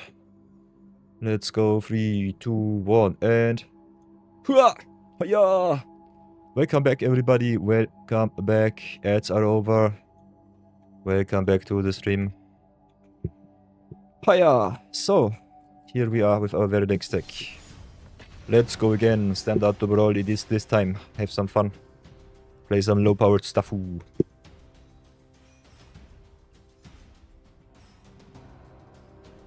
Also, I hope you got yourself something good to drink. I've got myself a shaky shake. So, game number 3 against Vano, Surgu Thunder's Decree. As you can see, Wizards already planning on the constructed rankings, pairing us up. Interesting, interesting. We've got the Sanguine Evangelist, got the Dion, got the Minwu into the section tools. A lot of life gain, a lot of token shenaniganry, so we love to see that. On the play, on the draw, it would be a little bit too slow, I would say. Otherwise, I like what I see. Got a lot of awesome cards to get back with the Verilax. Uhu and the Venar too. Would be awesome if we could curve out. I will try at least. Venar also draws us another card if we play a legendary spell, and we've got the Dion and the Seriema and the Minwu. So you'll have to see that one. Question is only what we will play, not if. Let's go for the Seriema, search as our legend, draw another card. Hopefully a land. Yeah, there's the plains, nice, nice.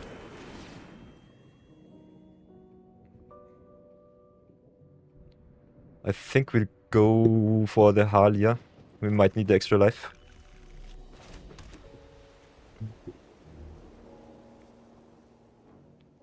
Could draw another card next turn, so we might want to slow roll here. If we draw another land, we can go Halia for 1 and Dion Bahamut's Dominante. Kinda like crewing up Seriema though. So maybe we allow them 1 turn where they make 1,000,000 tokens. Not too sure. Also like drawing some cards with the Halia into the Sanguine Evangelist. If you don't draw anything, so I think we'll stay back on defense for 1 turn. Try it like this, see if it works.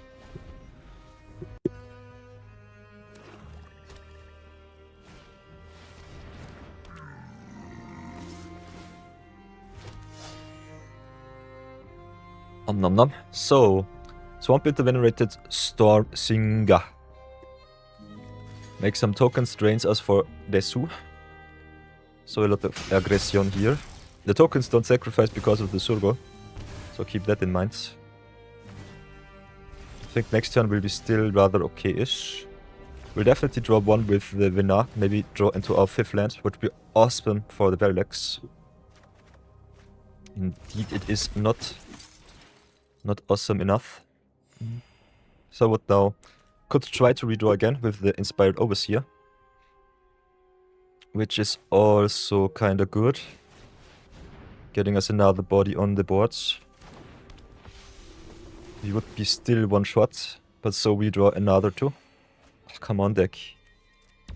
I just want to draw my good stuff. Where is it? Where is it? At least we can give our legends indestructible. Let's do it like this. Ah, not drawing land sucks so much. Pass for now. See how bad it will get. Draw another card. Hopefully it will be finally the plains. Now we can drop 1 of our creatures because we have 8 cards in hand and get it back with Verilax next turn, so that's nice. So I think we'll go either for the Minwu or for the Dion. Both are good. I think Minwu the most expensive card, so I think it's worth it to discard him. Could also discard the Asteli Reclaimer.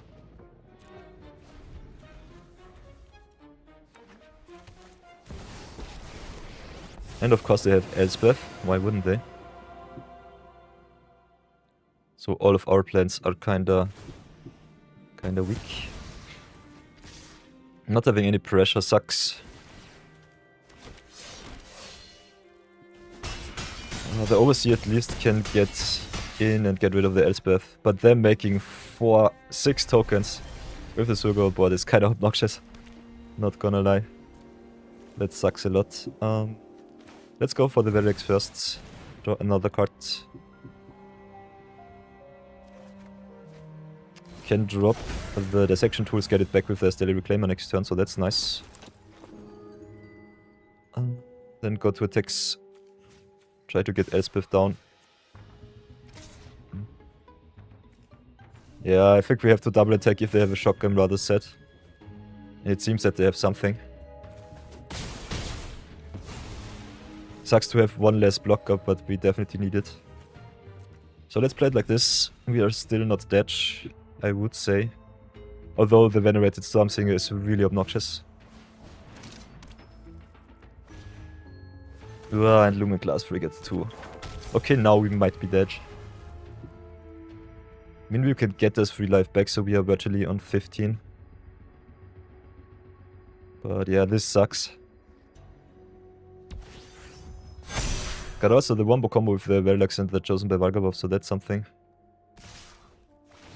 Okay, they attack. I will definitely block the Stormsinger here. 14, 16, 20, 23. Yeah, this sucks. Stupid Lumen Class Frigate won them the game. I hate to see it. But still, I think we had to double attack. Not sure what they have in hand, but they had something for 1 mana.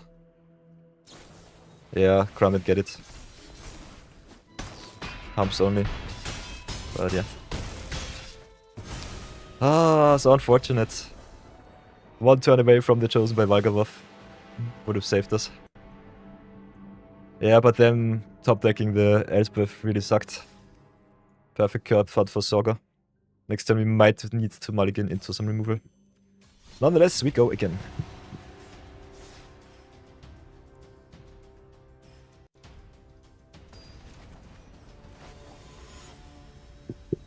Okay, game number 4.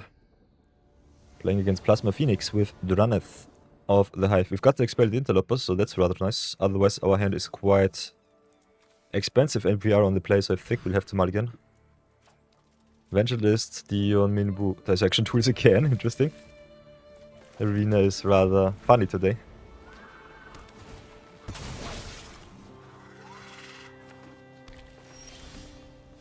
Okay, Bandit's Howl to ramp us up. Love to see that. So that's good. That's rather nice.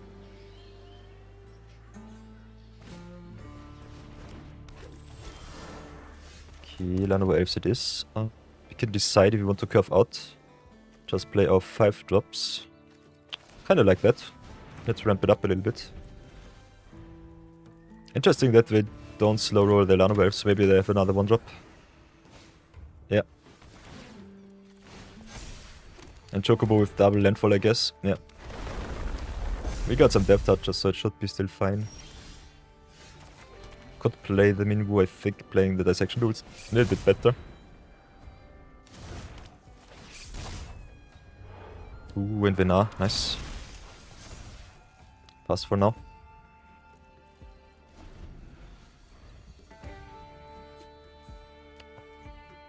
So unfortunately we don't have any sweepers anymore. But still are quite good. Grizzly Bill sucks. And them getting the legendary claws of our creatures, of the opponent's creatures, is rather obnoxious.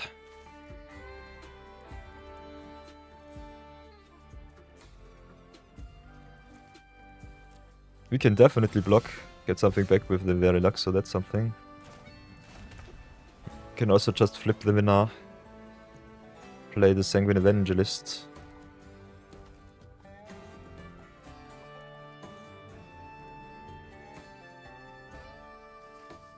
So we've got a lot of options. None of them are too good, but still rather fine. I think we'll just play the Evangelist here. Can flip Venar anytime, so that's something. So let's pass for now, see how bad it will get.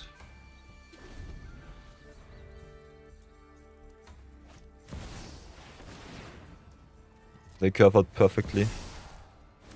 When Dranith gets going, it's such an unfair card. This is so stupid. We're still not dead though. If we draw one of our 2 sweepers, we should be fine. But yeah, the chance to draw them is rather weak. Only 2% chance for the Day of Judgment or for the Expelled Interlopers.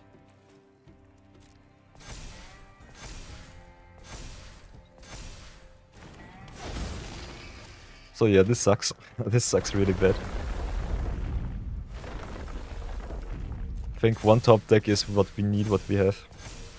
Maybe a second one. If we drop Verilax next turn. Yeah, but they can double all of their counters. We're just dead, I guess.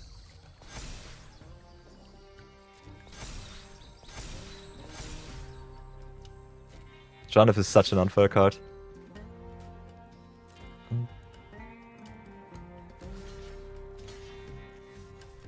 Okay, I want to get rid of Janif. I just block like this. Take 8.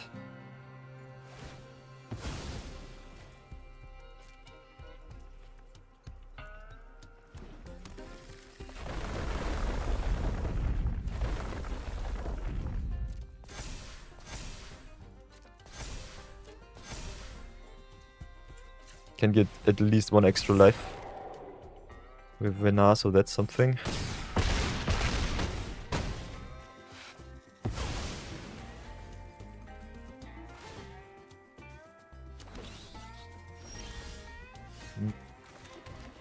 So now we have 7 mana, we cannot double spell. We'll have to play the Verilax here.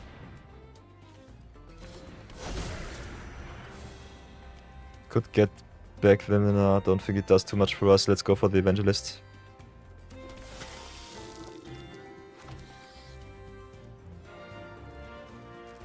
I think we just sacrifice Evangelist again. Stay on the defense. Get Verilax some life gain. Maybe live for 1 extra turn. Pass for now. Oh, Verilax with life gain should be kinda nice if they don't have anything to equip or enchant him with.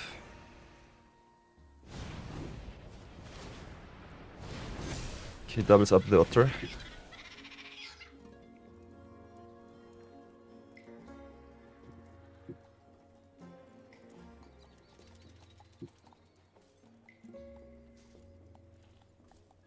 Depending on their attack, we can also make some big Moogles, so that's something. So what now? Can go for Serema. Go even wider. Could also slow roll the Moogles Velva a little bit more. Kinda like me, Halia with the Minwu. We have only 1 cleric so far, but still rather solido. Let's go with the Dion here. See what they do.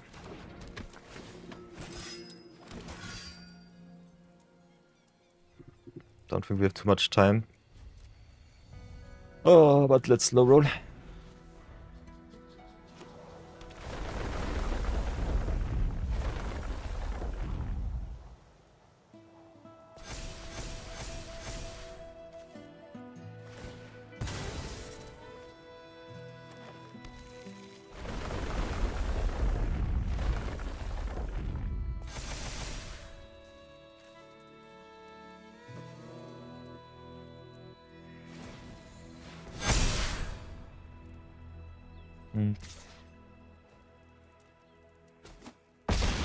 Yeah, the elusive otter is a problem. We need some removal now. This sucks.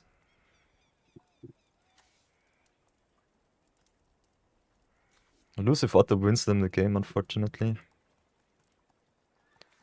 So what now? Can flip Dion. Doesn't really matter, the Verilax will get through either way. We need some life. We need it now.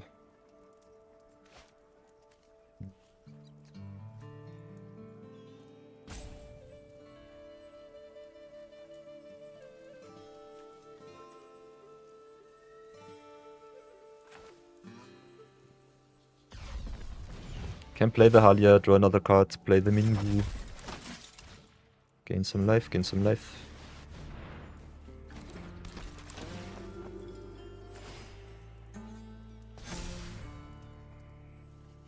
So that's something. They can double the counters on the elusive otter. So that's that. So he will become a 17-17. We can go to 19. They have more attackers than we have blockers, so I think we'll just die.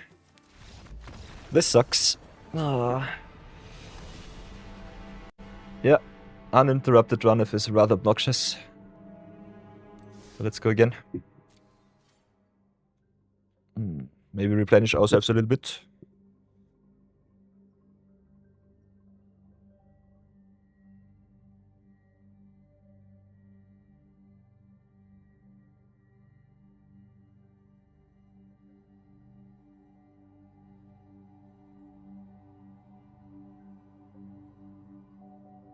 Let's go again, let's go again.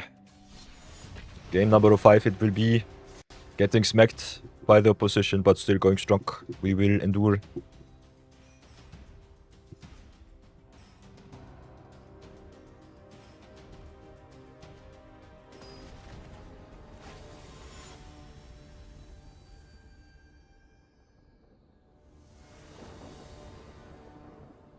So, game number 5 against Nikansi, the current conductor. Getting smacked left and right in Standard Brawl this time. Got a solid opener with some removal, so I think we'll keep it on the play. Would love me some third land from the top. Let's see if the magic gods are favorable for us. Or if they don't favor us at all. Still got one extra turn. Also, station with the Sunstar Chaplain is kinda nice. I'd like to see that one. Come on, removal please. At least we've got some removals. But I think giving the map tokens for the Nikansil deck is not so... Pardon me, not so optimal. I'm so sad.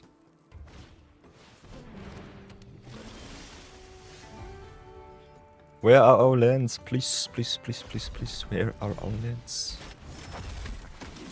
At least we can station it up. Put some counters on the jet plane. Make it big and strong.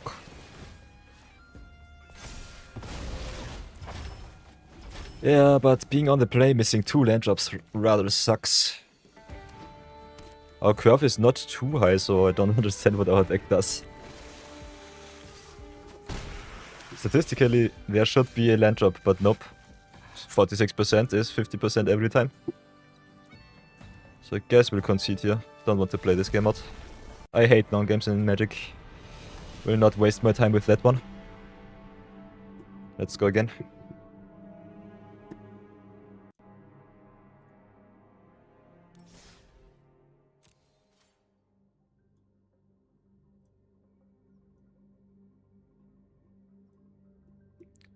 Let's go again.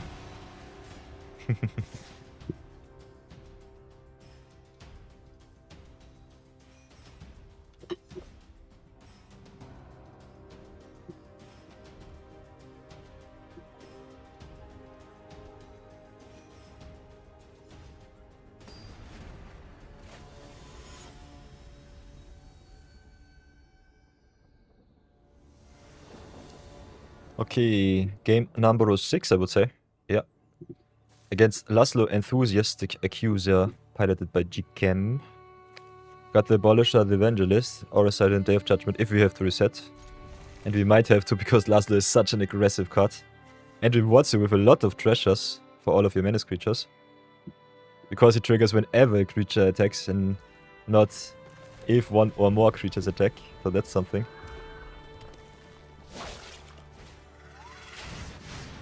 Okay, Burnout Burnout it is. Let's go with the Abolisher first. Pass for now. Menace Tribal is very interesting. Very interesting to see. Also Laszlo coming into play and suspecting a card is rather nice. So we can make a lot of treasures. I think we still try to curve out. Let's play the Evangelist and pass. I think Token's especially good against Menace deck. Not the best trades, but still rather okay-ish.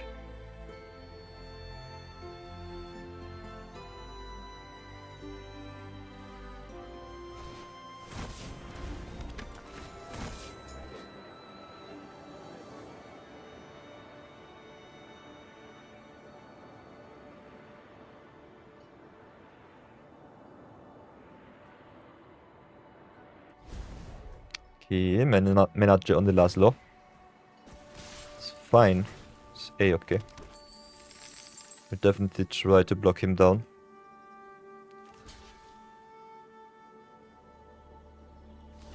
Question is how we do it.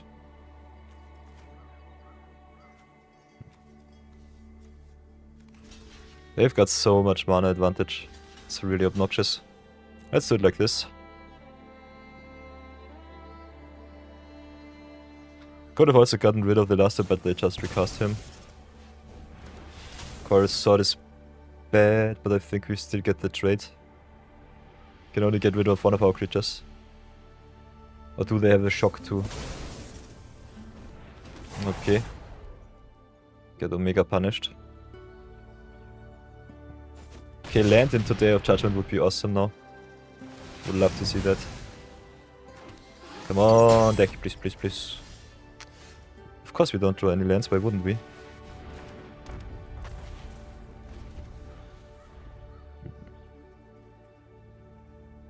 Verilax is so good against mono red, but we just have to hit our land drops. We even play all of the mana rocks that we can. Don't know what our deck has against us. This is so unfortunate. I'm rather sad. Laszlo is such an unfair deck.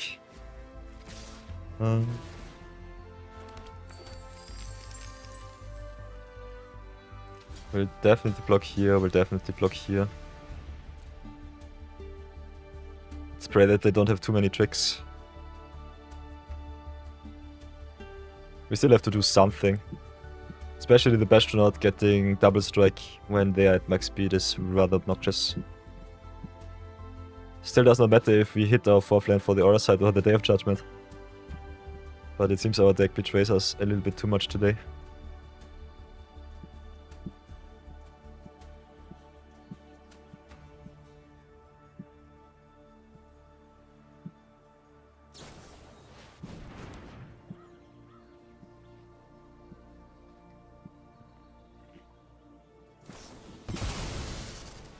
Interesting, pedal to the metal on the Laszlo instead of the Bastronaut to give it first strike once again. Okay, but he hits with the first strike, so it does not matter for them.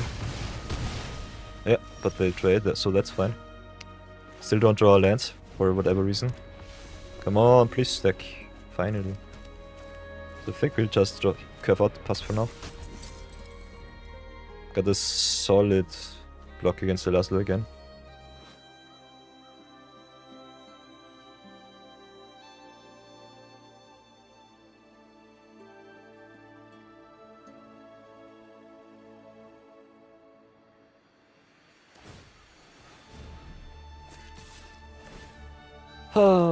Question is, do I want to block him? Kinda.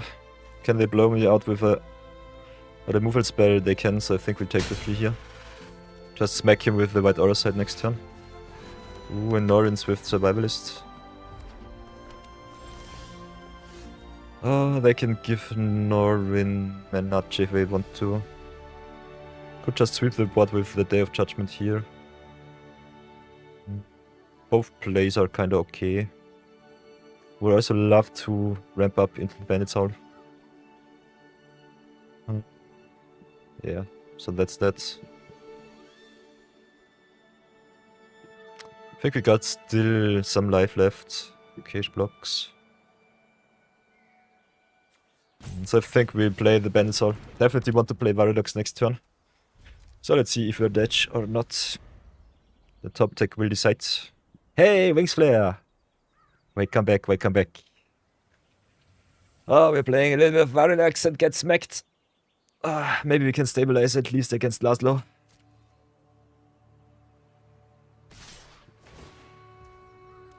Laszlo making 1 million treasures is rather strong. So let's block like this, I would say.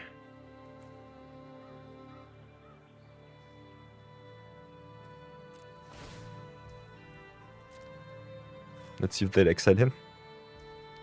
This is not the first game of the day. We started a little bit with Midweek-Magic, Momia. But game number 6. So I can sacrifice the sack, give a counter to the Overseer. Make it indestructible.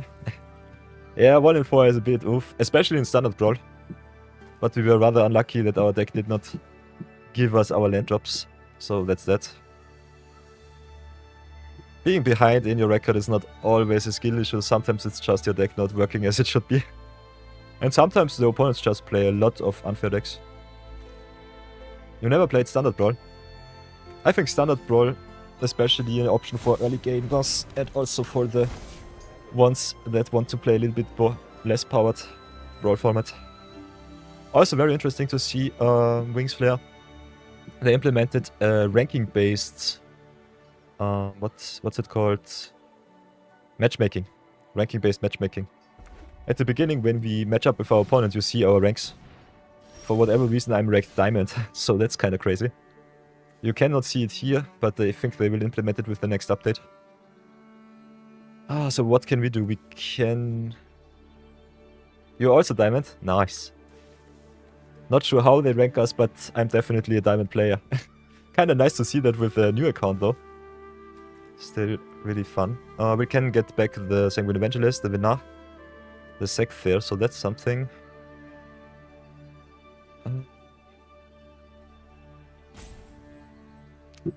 Could just smash the opponent's board a little bit down. Kinda want to slow roll my removal though. I think we just drop the Verilax. It's definitely a valid play. Could go for the Vinar here. Draw some cards for our legends. But also go wide with the Evangelist. Kinda like getting the Vinar back.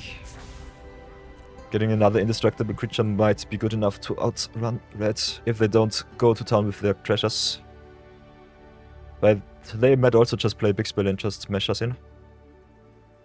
Okay, what does Wings Flare say? You're Diamond 2, got Mythic 2 times in Historic. One just 98%, other got top 800. Hey, congratulations, nice. But they nerfed Sorin, okay. Oh boy. Wow, and they top deck Clive, of course.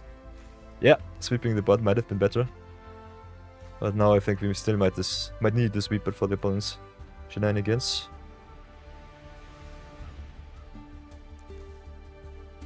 Ooh, sorry, the land draw was too strong. Ooh. Sorry, the Netherlander is definitely strong.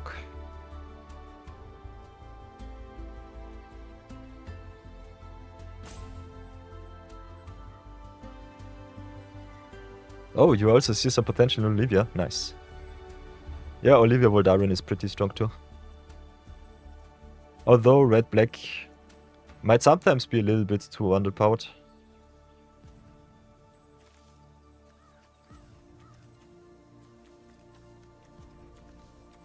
I personally think the aggressive decks in Historic Brawl definitely a bit more well suited than in Standard Brawl. Because sometimes the value decks don't get the land drops and then they just lose to an aggressive early start. Ooh, the deck you got was Chant, nice. Love to hear that one. So, what can we do? Can play Aura's side, exile the Clive. Might have to do that.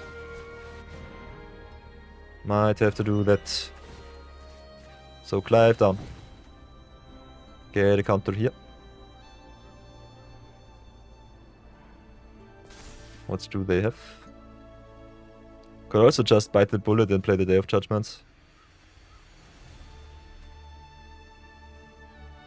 Not sure if that's good though, with Vinar and Verilax still being able to either grow infinitely or just get indestructible. Aura's side is also an artifact, so they can blow it up with their red removal, unfortunately. So I'm not sure if Clive is the target here, but... Okay. If they braid my white aura side, I'm really sad. But I don't think we have too much of a choice, so let's play it like this. Pass for now.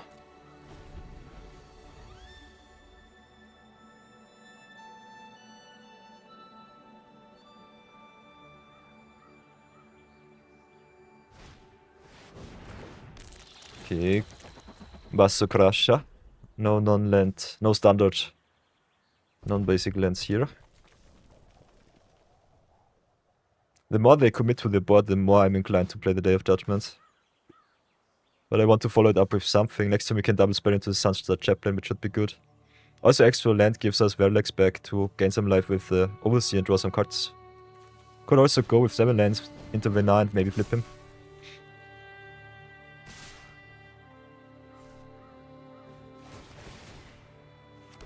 So even more Menadja.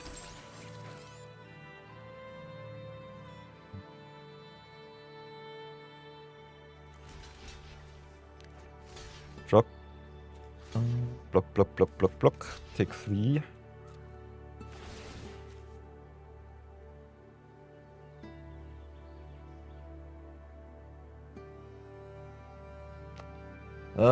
Yeah, I should have definitely blocked the Luster here. I think this was a little bit of an oopsie. Token does not matter. Them saving the Harrier is really good for them. Because they just want to trade with the Overseer though. If they do, I'm really happy. Okay, what does Wings Flare say? The good thing about playing older formats like Timeless and Historic, you always have a base for new decks. Yeah, that's definitely true. Yeah, it doesn't really matter too much. Give the counter to the Verilax. I will have to Raft next turn either way. Doesn't really matter. Yeah, like lands and some staples. Still, I think standard Brawl resetting the whole format every now and then is also kind of fun. Just get a little bit fresh air into the format. Seems kind of nice. Them not exiling the Cavaron. Harrier was rather awesome for us. So now we can... Whenever a creature becomes blocked, we can just attack. Smack in for some damage. And sweep the field. Get this Chaplain onto the board.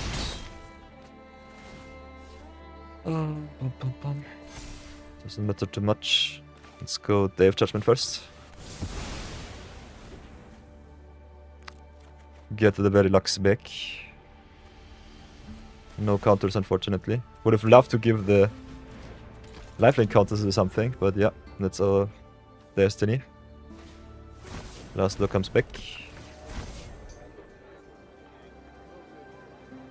Land would be awesome.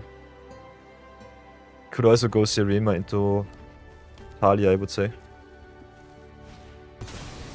Wow, side quest Blitzball. Yikes, you'd love to see that.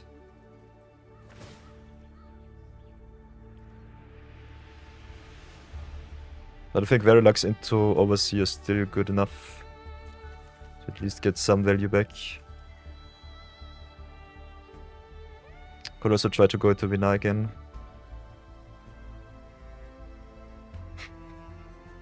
This game is way too close. They draw all of the lands and we draw none of our lands. I think we started with 3 planes. In 9 turns we have only drawn 1 plane. This is so obnoxious. Don't know what they're doing. But they're doing something. Your go, Ponente. What do you have to think about?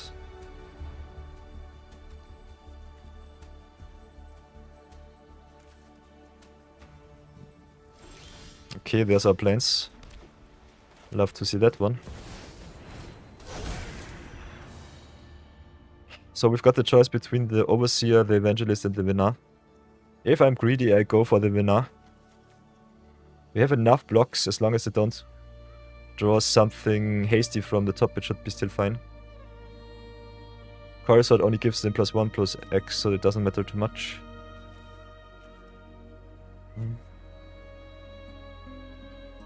So we have a rather solid end board.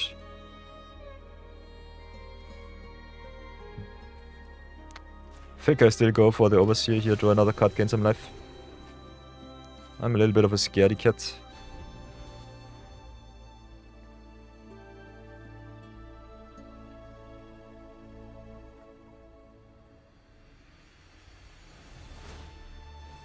Now might have been definitely better. Especially because we can flip him and exile the Blitzball. But yeah, okay, it was good enough. Nice. 2 in 4 it is. Redemption. Redemption arc is so real, let's go again. I had to drop some games because we didn't draw a land, so I think we go for some extra games here. Normally I stop at 7. Ooh, Galvanic Giant is nice. Tap something and gives it a stun counter. Especially good in the blue-white tap stack. Tap down with Hilda.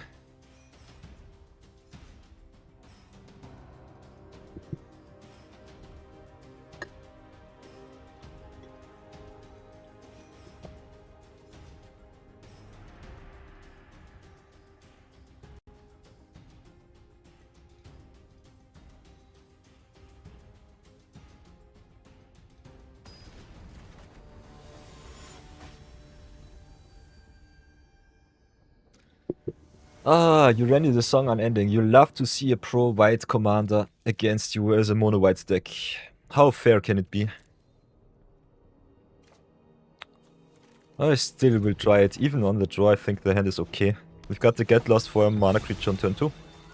Got the Halia, and maybe go Verilax into Chosen by Velgavov Wombo combo. Can pray that they don't have any answer. Not sure. Not sure. Urani is such an unfair card against white and black decks. It's like Radek. Having protection is just so unfair. Protection even worse because it prohibits you from dealing damage to their creatures. Okay, now they have the Silent Hole Creeper. I think we get lost them. Giving them the lands with the map tokens is rather obnoxious, but I think we don't have a choice. 3 colors on standard is kinda hard. I think 3 colors on standard is as easy as it is in Historic Brawl. That's not too bad of a detriment, I would say. Everything is possible. Okay, let's try to commit a little bit to the board.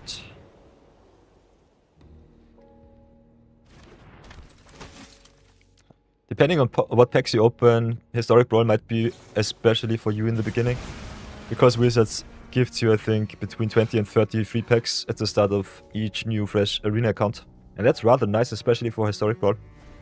I've done a little bit of zero budget Brawl in the beginning with all of our starter deck commanders. And it was still rather okay. I think the decks are fine as they are. Them exiling our Halia really sucks. Now they ramp up too with the Dragonstorm Globe. Don't have any 4-drops, so I think I'll go with the encampment first. Try to go onto the board with the Verilax. Then maybe Josie by Valgavov.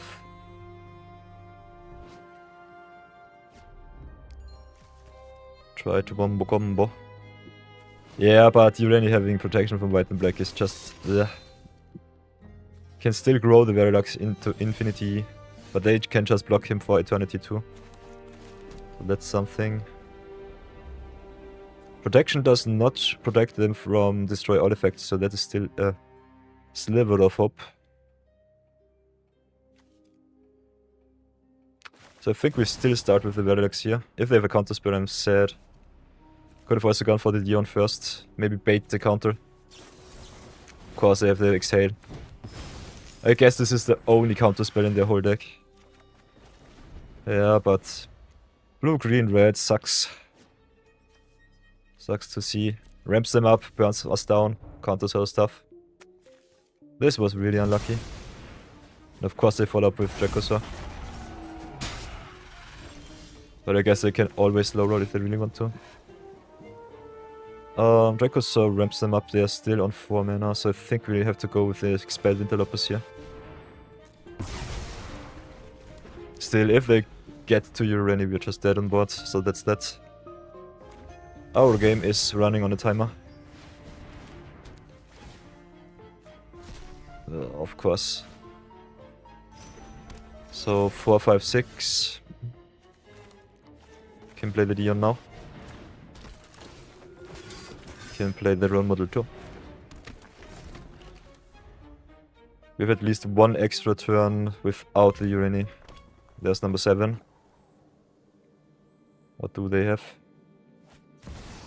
Terror of the Peaks.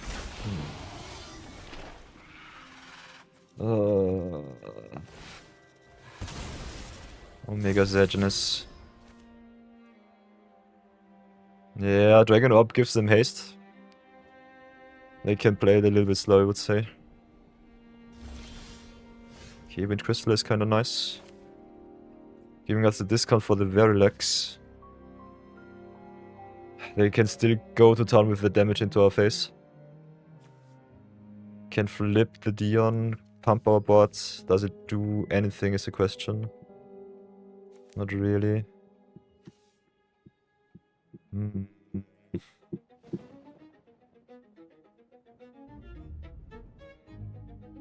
We are one turn too slow because of a stupid counter spell in the deck not giving us all land drops.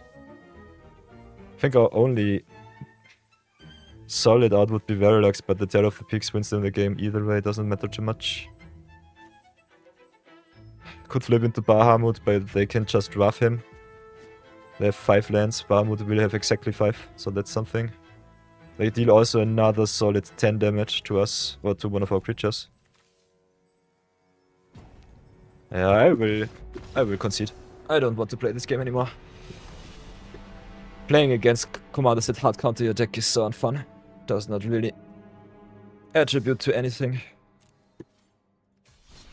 Let's go again.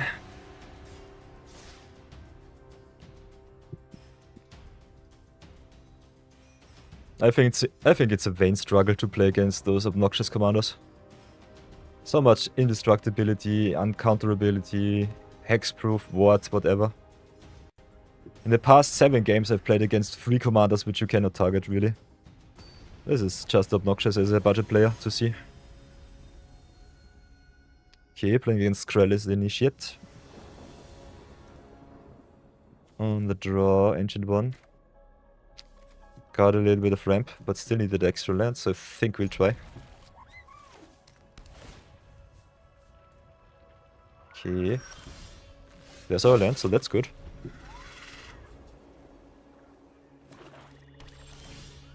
Plains is nice. Pass for now. Raid only being a sorcery is a little bit unfortunate, but still okay-ish. Next time we can go Serima search our legend. Could also just ramp it up with the Blitzball. Maybe go into Verilax. Still think dropping Serima is worth it though. Want to draw some more cards. So I think we go Eva, Serima into Vinar. Or just Dion or Halia.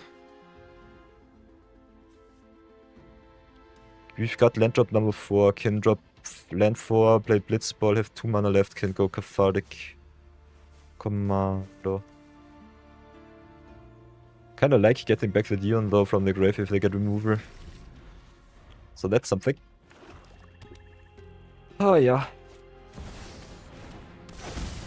The opponent ramps it up like a champion. Mills themselves for a lot. Also playing some of the more advanced combinations. Big spells with the discard so that the Ancient One can attack us early on. Also Nashi is one of the best cards with Ancient One.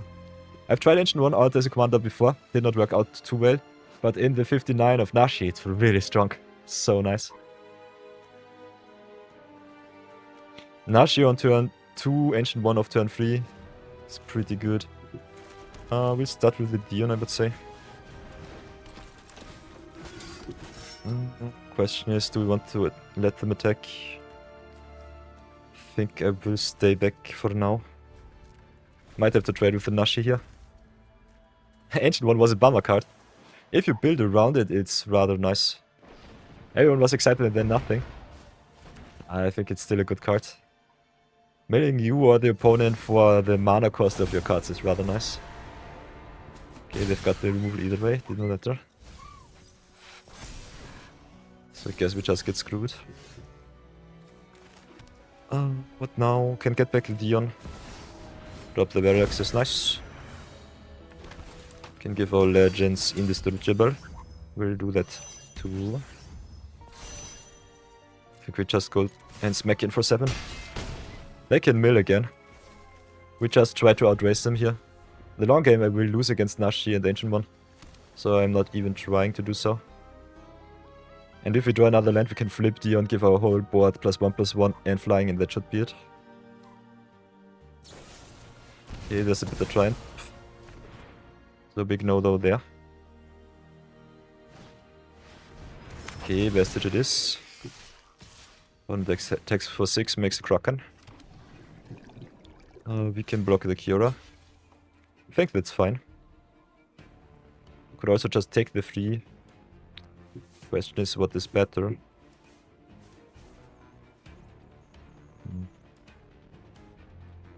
Don't really want to give them more spells in grave. They attack us with the Nashi mill free either way, so it doesn't matter too much, I guess.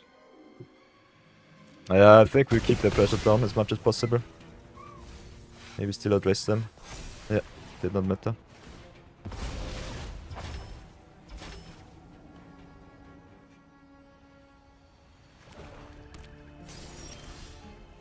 Okay, encampment is okay-ish. What now? We can pump our creatures, keep the Verilax back, of course. Can just get rid of the Ancient One or the Kraken. Smack in for some damage, keep the Verilax back. I personally like to get rid of their Nashi though. I think Nashi is the most obnoxious card on board right now. Maybe. Play it like this, get rid of their Nashi. Go to town with our flyers, keep the defense strong with the Verilax. Keep the Cathar Commando up. Keep a little bit of hastiness. Can you trail it up? Okay.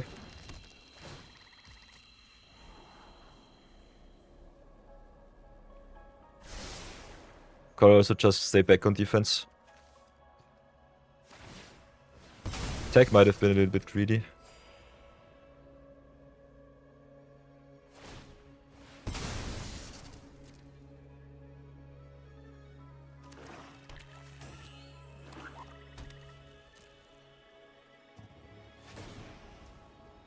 Okay, end of turn we flash in the commando. Got the planes. We can flip. Bahamut does not have haste, so that's something.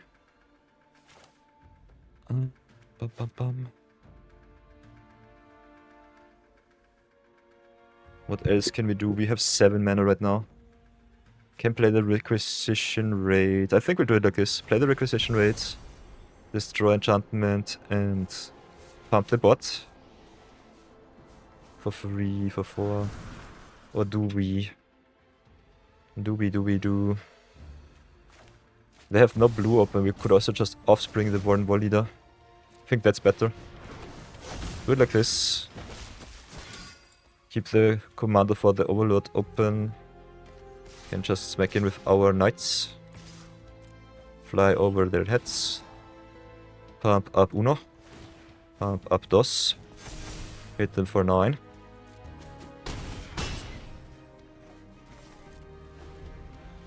Oh, stay back and pray. Ugh, Ugin. Eugene sucks, okay. Ugin is so bad. Gain 3, draw a card and get 2 loyalty, because that's fair. That is what we love to do here. Ugh. Okay, Felgraf ship. They can get some lifelink. We can still pump our board, so that's fine. I think we should win this game next turn with the Requisition Raid. This is our out. What will they do? Okay, there's the pending. I don't really care too much. Let's go for the requisition raid for full price. Pump the team, get rid of the artifact. Get rid of the enchantment, pump our board. Go wide, go big, or go home. Uno, dos, et tres. Boink. Boink. Can go also for the custom closet. Grow our stuff even more. Then go to Tom.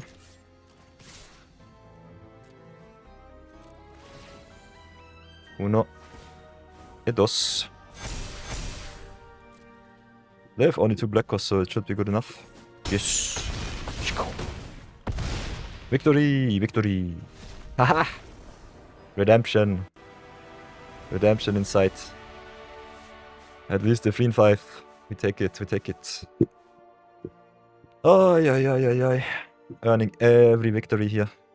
You'll love to see it.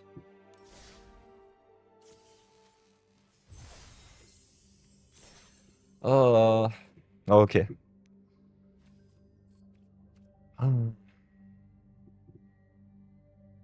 Ugin is the worst commander to get against in your opinion, yeah. He's so boring, of course. Almost like Golos, yeah.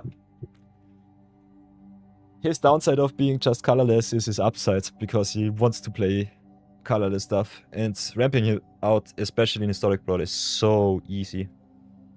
I've seen a turn 3 Ugin in Historic Brawl, it was just nuts. It was so stupid. Especially now with all of the secrets. And you've got so many good mana rocks. It's just crazy. So... do we want to go for another game? Kinda want to redeem myself. We are, what, 4 and 5? 3 and 5, okay. Let's see how far I come. If I lose another game, I will call it. Call it even with the Verilax deck. Playing against Goblin. Not sure about the damage ranking here. I'm just playing Verilax. Don't play too many rares and mythics, don't know what Arena wants from me. Okay, we are on the draw. We've got the removal for the Goblin once, so I think we'll keep. Still, on turn 3 having the removal might not be good enough. Every blue deck is so obnoxious to play against. Okay, another removal spell is good. No mayhem shenanigans for you.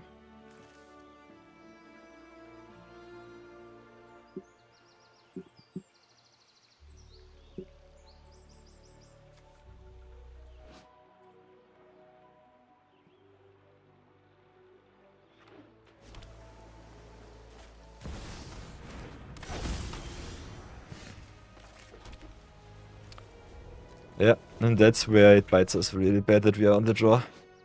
Play versus draw difference. It's so real. Ay. And with the sit down sleeves. I hate to see it. Yeah, we cannot do anything, we have to get rid of the Goblin here. Let's give them a token for their efforts. Might have to get rid of the Razik next turn. Giving them treasures is so obnoxious. Rewarding them for their mayhem plays.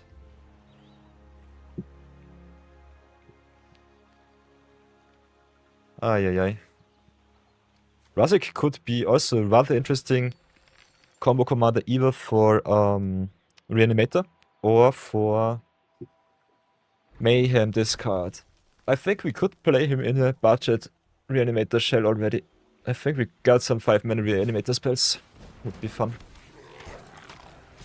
Otherwise I think the discarded Mayhem deck is definitely made for him. Okay, opponent has 3 mana open. Yeah, let's try to get rid of the Razik here. They can ramp up.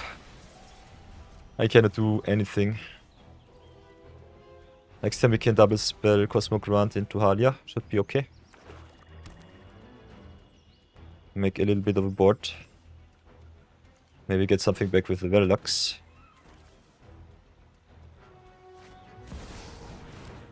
It's very interesting to see that they just play the Goblin instead of the Fleam. I think the Fleam is way better than the Goblin. Would be interested to hear their opinion why they played like this. They could always transform him for 4, so that's that. But I think it's rather mana neutral. Okay, play the planes here. Go for the Cosmogon first.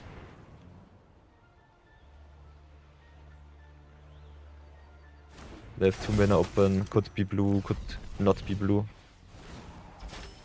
Let's go for the tokens.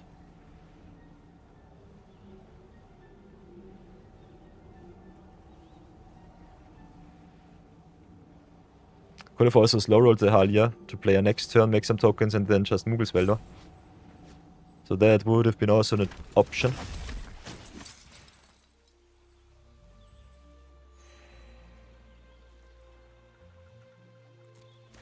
Still, we are already at 16, so I think we need to play at least some defense.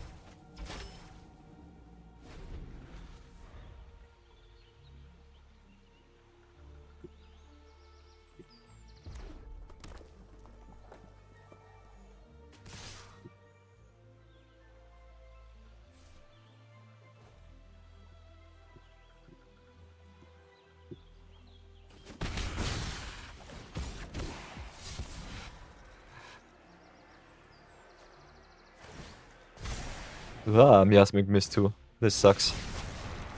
Okay, tokens down. Do they have the shock for the Cosmogron too? Okay, they don't. So far so bad, we are at 6 already. Don't have anything to get back. I think we'll start with the Halia though. Start with the Halia. Maybe play the dissection tools next. We can play the 2, so that's fine. They can get the lander, don't really care. I think they should have slow rolled the Divert Disaster for the Verilax. So I think we'll just go in for the 2 here. Show a little bit of dominance.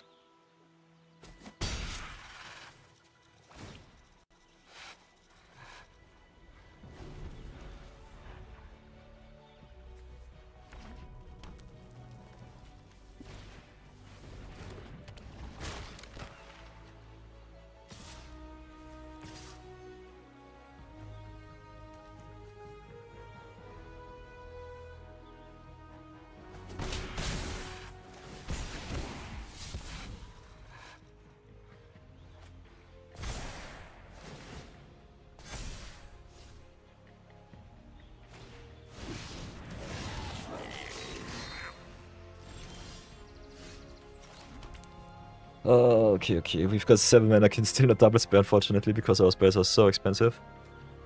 Don't have anything to get back, so I think we'll start with the dissection tools, maybe mill something good. Also get a life linking artifact on board, which is rather nice.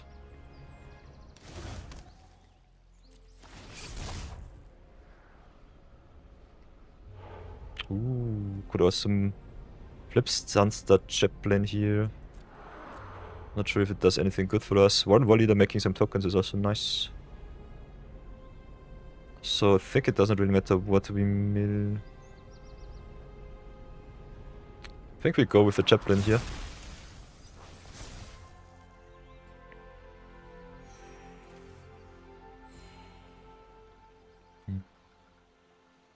Can unfortunately not really attack. So I think we'll pass for now. Having a solid target to get back with the Verilax is nice. Could have also gone Seriema into Dion, Bahamut's Dominant, another cut. Yeah, Goblin being unblockable is also rather unfun. Yeah, I got some options. I think having the possibility with the dissection tools is still rather nice. Also next turn we can go attack, play Muggelswelder, and just make a lot of tokens.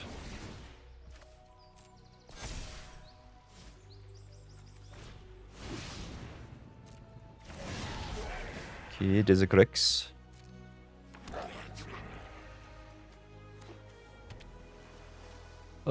So opponent goes really wide.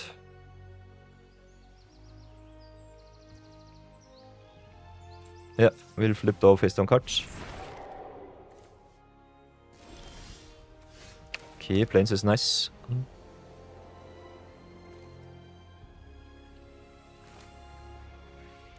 So now I think we just go to attack with the Soundstar Chaplain. We need some life back.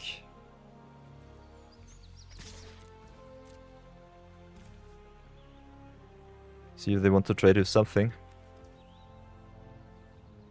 Ooh.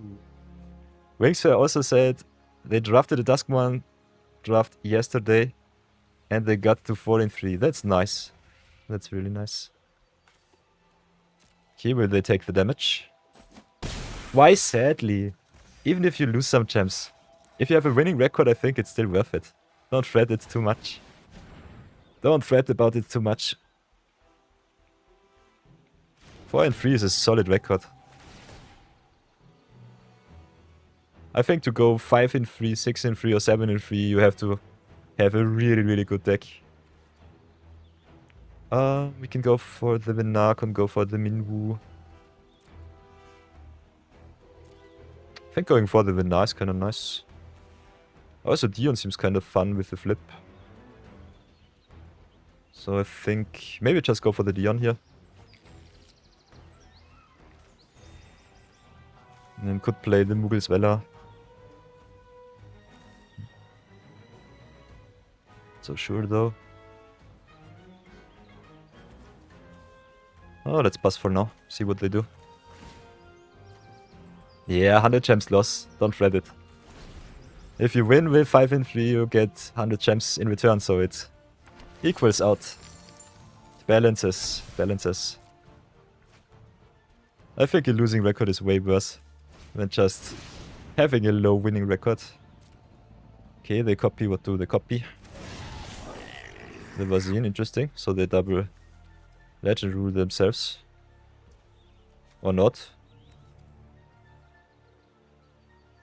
Interesting. Normally they should legend rule them. Interesting, interesting. So let's go Mughal here. See if we get that down. Yeah, if you win less than 3, you're just fudged. Totally right. Let's gain some life. Make some not so optimal trades, but still solid.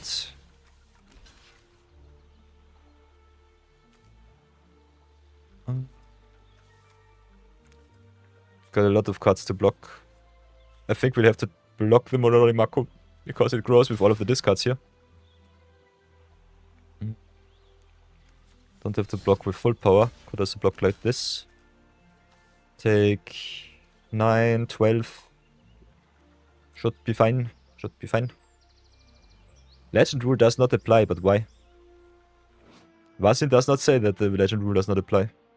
Enters a copy of a creature you control, except this noun is Vazine Two-Face Trickster, and it's a legend creature.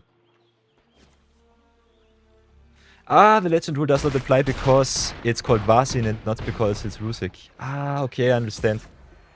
That's it, that's it. Okay, okay. Okay, okay. Legend rule does not apply because of the name. That's good to know. Okay, that makes Vazine a lot better than I thought. Ignoring the legend rule is definitely what the card needs. Okay, okay.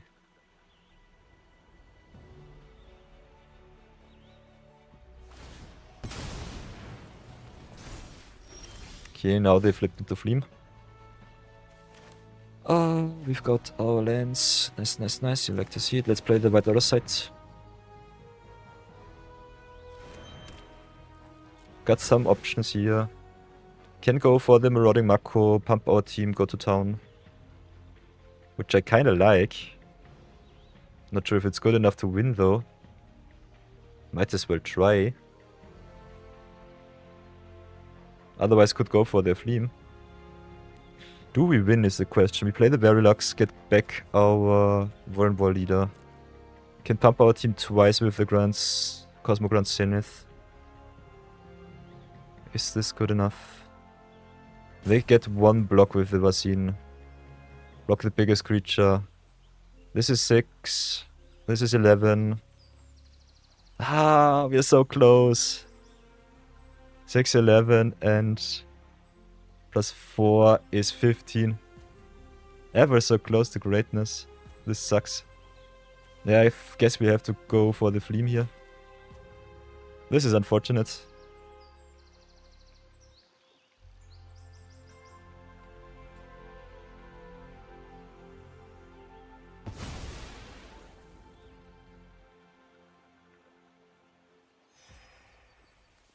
So let's go for the Verilax. Or am I stupid? I'm stupid because we've got the Serema. Ah, fudge.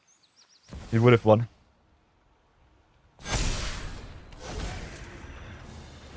Whoopsie daisy.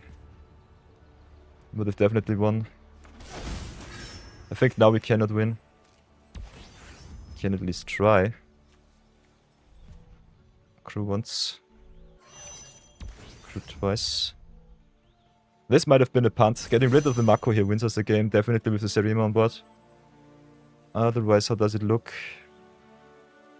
He could sacrifice the Verilax. Give the Serema a boost. The 2 extra damage, do they matter? You can try at least. Yeah, this sucks. Hit it for 7, they are down to 11. They've got 2 blocks of our biggest creatures. Let's say like this and like this. We hit in for... It's still good enough. If I don't have a removal spell, we should still win. Let's sacrifice the Verilax here. Take action. Re-equip to the Serema. Go to town. Because we can't pump the whole board again. If the Serema connects, we win. If not, we lose. This was a big oopsie. Could have gotten rid of 1 extra blocker and would have definitely won. Come on, please, please, please.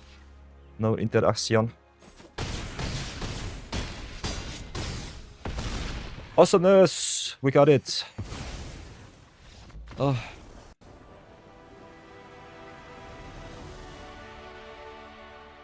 And perfect. Right into the edge. Oh, yeah, yeah.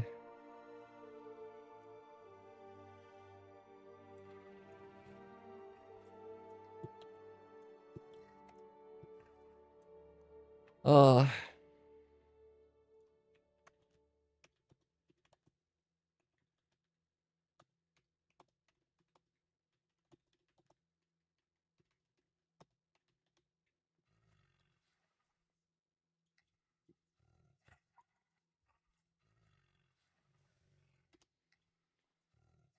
Oh. Sheesh. Ever so close to greatness.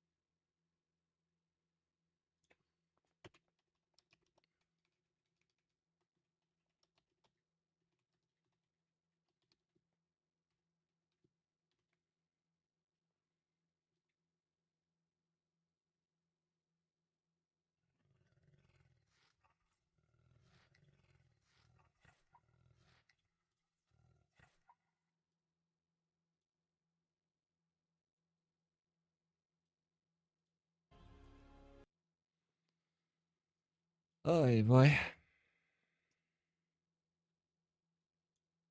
We're so close. Ay,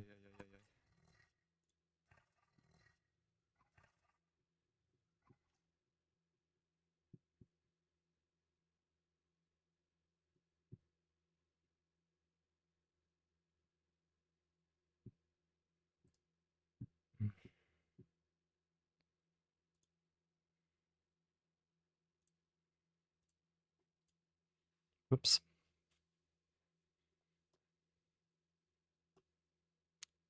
Whoopsie daisy.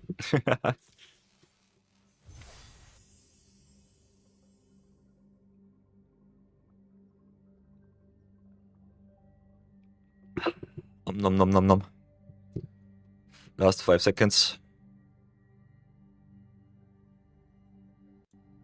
Welcome back everyone. Sorry for that one. I snoozed the ads once, but in the heat of the moment, I forgot to snooze again. But yeah, we won that game. And what will be our wildcard? Welcome back, welcome back. Ooh, Ravenous Amulet. But the winning record goes strong. We are 4 and 5. You'll love to see it. Oh, Redemption Arc is so strong. Okay, let's go into the deck review. Have a short little discussion. What they liked me about this deck, and then play some draftees. So welcome everybody, welcome back to the deck reviews. Verilax the Haven skin, awesome card. This card is so nice, so unfair sometimes, but we're playing a little bit more of a fair variant with a little bit of Legend sub-theme with the winner. How did they feel about the deck? As you can see, our record so far was a little bit underwhelming at the beginning, whoops. But I think in the end it's still dominated. Got some awesome, very close wins, so that's nice. I would definitely recommend you to play a little bit of Hate. You might need the extra time. Otherwise, I think this token sub-theme with some of our best mythics and rares definitely got the job done too. Big shoutouts to Halia, getting us a lot of life back. Cosmogron Zenith, as always, making a lot of tokens. Stroke of Midnight, Emergency eject some awesome budget options to destroy some non-land permanents. Hitting everything is so important in this format. And big shoutouts to my love, to the love of my life, the Shirima, searching us all of our awesome legends. Was a little bit underwhelmed by the Winbu, but we play some clerics, so I think it's still worth it. Otherwise, as Daily Reclaimer, being able to get us back our dissection tools or our White Aura set, also rather nice. Not too sure about the Endstone and the Wind Crystal though, but I'll definitely recommend you play all of the mana rocks that you have so that Verilax comes into play as soon as possible. And even if it hits the battlefield later on, it's still rather solid. All in all, I'm very happy with the deck. Even a losing record is a winning record for us, because we had some awesome games. So if you're on the YouTubes, we'll wrap it up. My alter ego will show you the way out. If you're on the Twitch, we will continue with some drafties and have a lot of fun. So look forward to those videos on the YouTubes too. Until then, see you soon and have a lot of fun. My Twitchers, we will continue. Send Verilax down the heavens path. Wingsflare says whenever he comes, I win just every game. So yeah, nice. My lucky charm in the jet is definitely going strong. You love to hear that. So all of the live tubers can also enjoy. The VOD will continue. We're going strong, we're going strong. Momir is down. We can decide if we want to play a little bit of Limited Madness Duskmourn on the Goldie free-to-play channel. We don't have quick draft, so I will have to change channels. Stream is kind of off center. Is it better now? Yeah, this is my my overview overlay. My chat demanded from me that I activate my green screen because I've got some. Still have to get me some more lights so that the chroma keying is not too bad. At the beginning of my streaming career, I have played it something like this, just to give you all the whole screen. But they said the chroma keying is not so bad, even with a little bit of snow flying around. So if we are in games, I will play it like this. For the deck reviews, I think it's a little bit better if you see everything and not just my face over the land slot. Especially in Historic Board, I think seeing the lands too is rather important. So yeah, as you can see, on OBS you've got this scene manager and you can switch between the scenes. So that's rather nice. I've also got the stream deck, which I cannot show you, I think. Yeah. But I could also push some buttons, have a little bit of fun with that. If I have RTX, I don't need the chroma. And I've got also the chroma key. Yeah, I don't have NVIDIA graphic cards. I have the, what's it called, the AMD. Got the AMD machine and I think also AMD graphics card. Would have loved to get me the Nvidia 4090, but it was way too expensive at the time. They shorted it pretty hard. And I think I got a rather solid green screen, but I definitely still need more lighting. The lighting in my room is really bad. I may use my Amazon Prime and get me some awesome lights today. Maybe they come tomorrow. Today's Wednesday, if I remember correctly, so they could also arrive at Friday. Maybe we get set for the weekend. Yeah, the AI thing is there to imitate the chroma. I also got it in my camera.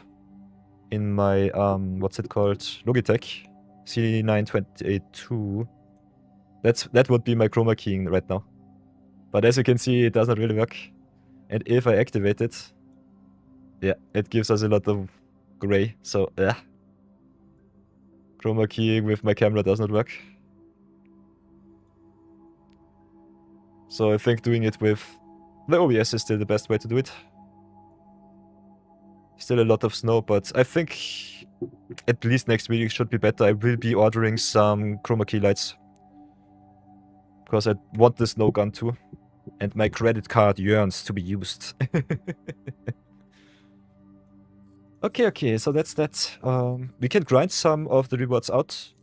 Don't want to bore you with that though. So I think we play a little bit of Duskmourn. Have a little bit of fun until 4 PM. Use our pre-roll at free time. Then go into some Unlimited Madness, call it a day. Still got a lot of things to do today, so I will make it a little bit shorter. So let's log out. Whoops. Go into our splurge account and have a little bit of Limited Madness fun.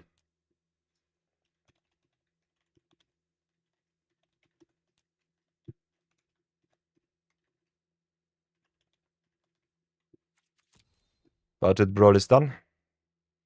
Would love to play some Limited Madness on our free-to-play Magic account too. But yeah, we lost a lot of drafts in the last few weeks. Always going 1-3, 0-3, 3-3 is a little bit too tough on my budget, unfortunately.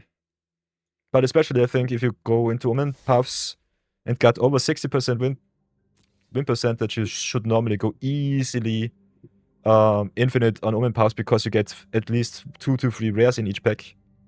And you can just rare draft your way out of the 900 gem entry fee. So if you want to go infinite, Omen Paths is definitely the way to go right now. Omen Paths is so easy to draft. It gets really stale pretty fast. I've seen a draft yesterday from Kenji Egashira, aka Nuwa the Nami, drafting mono white Verilax, which was really awesome. He got a winning record 3-2. But yeah, he also said he doesn't want to play Final Fantasy draft because he played a lot. He plays a lot of draft. I think he's only a draft and limited streamer. And he said he played over 250 Final Fantasy drafts on Arena. So that was rather obnoxious for him. Did not want to see that. So he said just Omen Paths until he gets bored and then he plays again Ironmon. So, welcome back everybody on the Splurge account. It is time for another episode of Limited Madness Extras. As you can see, our last Limited Madness episode is some time ago. But I've got a juicy one for you. Final Fantasy unfortunately left us, but we are returning to Duskmourn. So that's rather nice. So let's reset the punt count, go into some Premier Drafties and have some fun. Oh, Wings Flare says their favorite draft format was Armor Cat. Yeah, Armor Cat was definitely fun too. Totally get you. Oh. You think we still have Final Fantasy? You've got the jump start Final Fantasy, but unfortunately nothing else. Final Fantasy left us yesterday at 7 PM. They replaced it with the Premier Draft Duskmourn.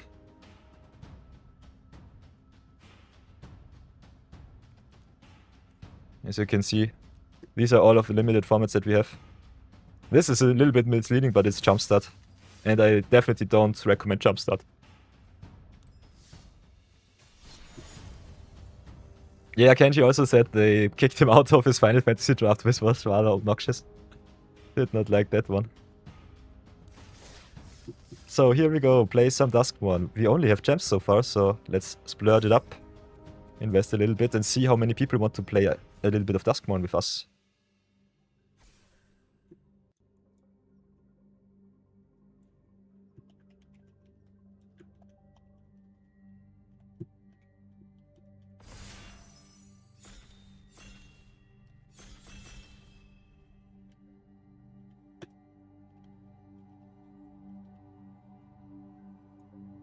Okay, and the draft table is already filled. You'd love to see that one.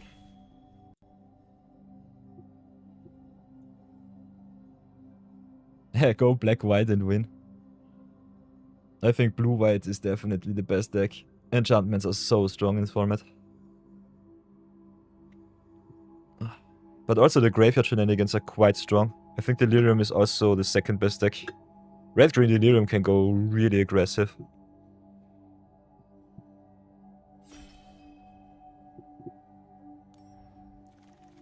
Okay, what do we have? Pack one, pick one. We've got some awesome cards here. 3 rares. Thank you very much, Wizards. All of them are good. Got the Needlekin, got the Twitching Doll, got the Marina Vandal. If you can go 5 color, it's kinda nice. But getting the right mana base in this format is kinda hard to get by. You got a lot of common cards, but you have to draft a lot of lands. It goes nuts with rooms, but I think Twitching Doll or Flood Pit's Drown a little bit better. Then you've got one of the best black uncommons in Defiled Crypt. Needlekin can also be rather good. So I think the choice is between either the Twitching Doll or the Flood Pit's Drowner. We could go fun draft with the Marina Vandal, but I think it's a little bit too fancy.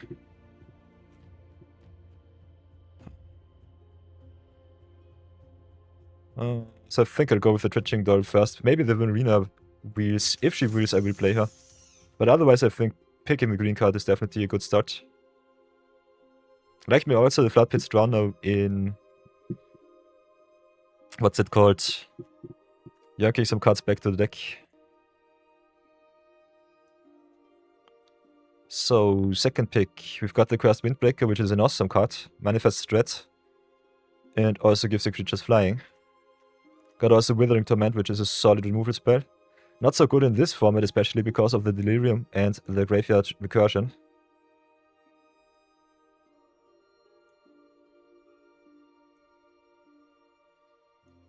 We could also go for the Creeping People, which is awesome for enchantments. Got also Monstrous Emergence, which is good with cards in hand, so that's nice.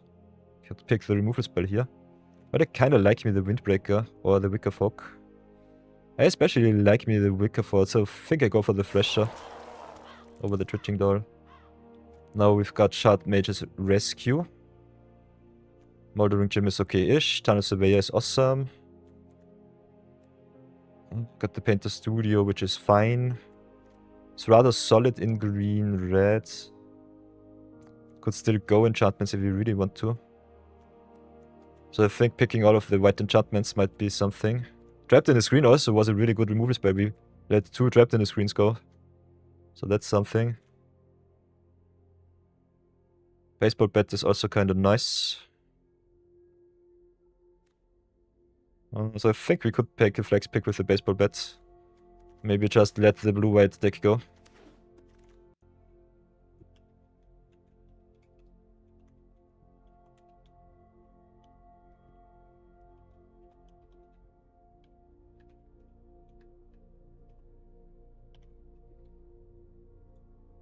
Okay. So, what else do we have? We've got the Hushwood Worsh, which is awesome.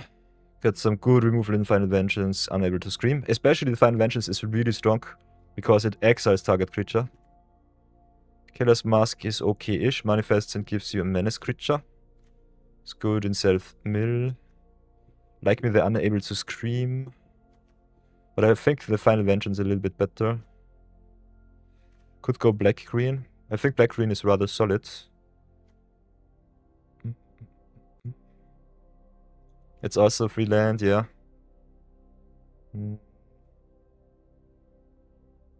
Could also splash if you want to. But I like picking up the removal and I like the exile-based removal. Let's go with the land, see where it leads us. We might get punished really hard. So let's see if we are too greedy with our drafts. Wildcard Faithful can be quite good if you get something good to reanimate. Rather good in black-green. Very late Tunnel Surveyor here. This card is really nice. Well, the Underwater Tunnel is okay-ish. Bashful Beastie is rather solid as a 5-drop. Inferno a little bit tough. If you can enable Delirium in red and green, it's rather nice. Otherwise not too good. Could go for some self-mill with Wildcard Faithful. Could just pick the good cards up with the Tunnel Surveyor here. See where it leads us. There's so much blue going into our directions, I think. Okay, now we've got the Rite of the Moth. So that's rather nice. Reanimator is also rather good, especially with the cycling creatures like the Slavering Branch Snapper or the Spectral Snatcher. So I think we'll take the Rise here. Very Watchdog also kinda good.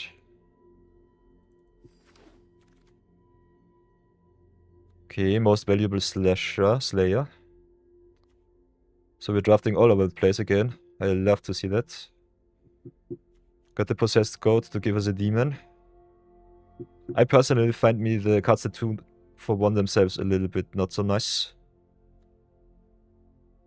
So I think we go either for the Bashful Beast which replaces itself or the Cautious Surveyor. Kinda like the beast a little bit more. The goat.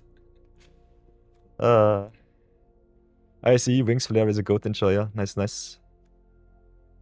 I got the Appendage Amalgam, which is okay-ish. Got the Crackling Slasher, which I personally think is okay too. Got also the Meat Locker. Could also play the Lighthouse. I think we let a lot of really good removal through, unfortunately. I think we'll go for the Meat Locker here, see where it leads us. Okay, Marina Wield. So maybe we just try to go rooms if we really want to. Did not see any of the removal rooms, so very Watchdog might be better. Just have a solid curve. And I think Watchdog is especially good if you go Reanimator with the Rite of the Moth. So maybe go something like green, black, white or so. Still, we let a lot of removal through, so that's not so nice. Now we can take the Murky Sewer or the Fear of Lost Teeth. Black Mill Teeth as a very early blocker. Being able to ping a 1-drop or a X1 is nice. Could also just go for the Murky Sewer, see where it leads us, or the Peeper. Kinda like me. Yeah, the dual lands, see where it will end up. Resurrected Cultist is okay-ish. Don't like me the counter spells in this format, so I will not play that. Cultist is a filler, but it's still okay. Fanatic is fine.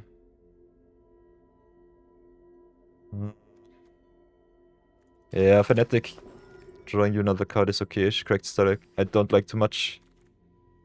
So I think we should have picked up a lot more power. Ooh, now we've got Simone. Simone is one of the strongest cards in the whole format. So I definitely picked the Simone here. And now I'm really happy that I picked up the Murky Sewer. We are base green, blue, so it should be fine. Also got the Ghostly Keybearer, which is awesome. Fear of Burning Alive is solid. Got the Glimmer Burst, which is awesome in blue. Got the Watchdog, got the Flesh Borrower. So we've got a lot of cards that can table. So I think take the Simone and be happy. Rite of the Moth might be a little bit hard to play. Also the Fanatic and the Cultist. Ooh, and now we've got the Enduring Courage. So we really could have gone 5-color soup with the Marina. Personally don't like the Get Out too much. Unable to screen is solid. Don't make a sound. Seeker Centipede is good. Shroud Stomper is good. Enduring Courage is also rather nice. More for the aggressive decks, but still rather strong. We already have 4, so we would just get 20 gems, so it doesn't matter too much. I think I'll go with the Unable to Scream here to have some removal. Ramp is good too. Maybe I overlooked something. Wings, I have to look. I think I'll go with Unable to Scream here. We need some removal in our deck. Now, what do we have? We got the Vanish from Sight, a little bit of tempo. Got the Insidious Fungus, could play them all during Gym. Searching for our fixing, you're totally right. Got the Smoky Lunch, which rewards you for having a lot of rooms. Don't have too many now. So that's something. So I think about Insidious Fungus to get rid of rooms is rather nice. Also maybe drawing you some cards or exiling something is good. Also can ramp you up a little bit. So it's either the Cemetery, the Gym, or the Fungus here. I will go with the removal spell. I think you need some removal. Ooh. Another trapped in the screen. We could have 3 of those. Totally overlooked that. Stay hidden, stay silent. Tap target creature, does not untap. Shuffle it back. Then manifest. This card is good. Got also the Bleeding Woods. Or the trapped in the screen for the white splash, if you want to splash white. But I think we stay blue-green for now. See where it leads us. Got the Creeping Peeper. Friendly Ghost is solid. Another Meat Locker. Daggermaw Megalodon is also kind of okay-ish. How much enchantments do we have? 3. I think the Creeper is okay as a 2-drop. Like me, the versatility of the rooms though. So that's also something. Maybe start with the 2-drop. We could also still pick up some splash with the Cornfield. Don't sleep on the lands. Yeah, let's go with the 2-drop here. See where it leads us.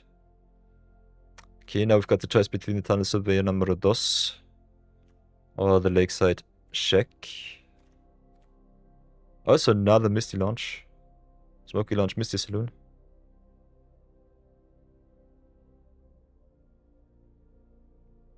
Unfortunately, we don't play red, so that's that. Depending on our rooms, it could be good. Does the Spirit fly? Yeah, I think we'll take the Saloon here. Still as a 4-drop, okay. Intruding Soul Rager, sacrifice a room, deal damage to opponent, draw a card. Is rather okay. Got the Anthropede. Discard the card, destroy target room. 3 for reach is rather okay. Take that one. Leyline of Resonance. Banned in Standard for good reason. Oh, we've got the Peculiar Lighthouse, so that's nice. Also, Derelict Attic is kinda okay-ish. So yeah, we could have gone 5-color rooms if we really wanted to. So that's something. It's either Flashbearer or the very Watchdog. Kinda like the Watchdog with the Surveil. Like the Flashbearer also with the Death Touch. So I think we'll go with the Watchdog. A little bit card selection is important. Okay, short stop. We could go get back with the Rite of the Moth. Not so sure though if we can really play it. I think not. I think we're rather well set in our room stack so far. Ooh, and the Underwater Tunnel. Nice, nice. And another Entropede. So we can decide between the removal and the room. I think we got a very nice room payoff here. So let's play it like this. Megalodon or the Cornfield. I think we go for the Megalodon here. Okay, okay, okay. Boiler Bill, just a Ripper. Sacrifice another enchantment, deal 2 damage to any target. It's okay. Ah, the Enduring Vitality. We could have gone 5-color shenanigans with Marina. Vitality is so good. Then we've got the Let's Play a Game, which is solid. The Patchwork Beastie. Still lacking in our removal slot, but otherwise we're rather well set up. Got 2 solid removals and a lot of answers for enchantments. Hehe, Mindskinner. Mindskinner. We are rather heavy green right now. I like me Scribbling Skullcrab and the Mindskinner. Both are really good. Mindskinner might come back to us. Whenever you turn a permanent face up. Undread. How much Dread do we play? I don't think we do play any Dread. Still having enchantments is nice.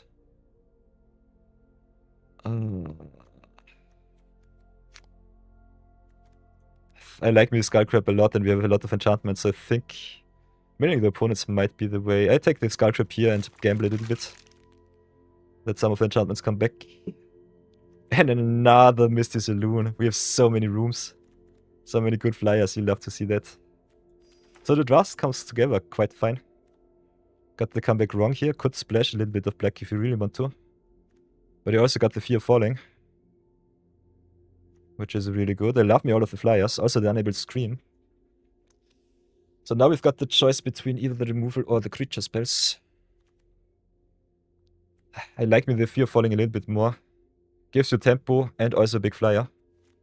Rather solid for 5 mana. We have some Manifest Red with the Bashful Beastie. Not sure about the Wickerfold Thresher though.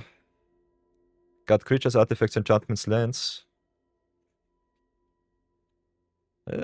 We could enable Delirium too. So this deck looks awesome.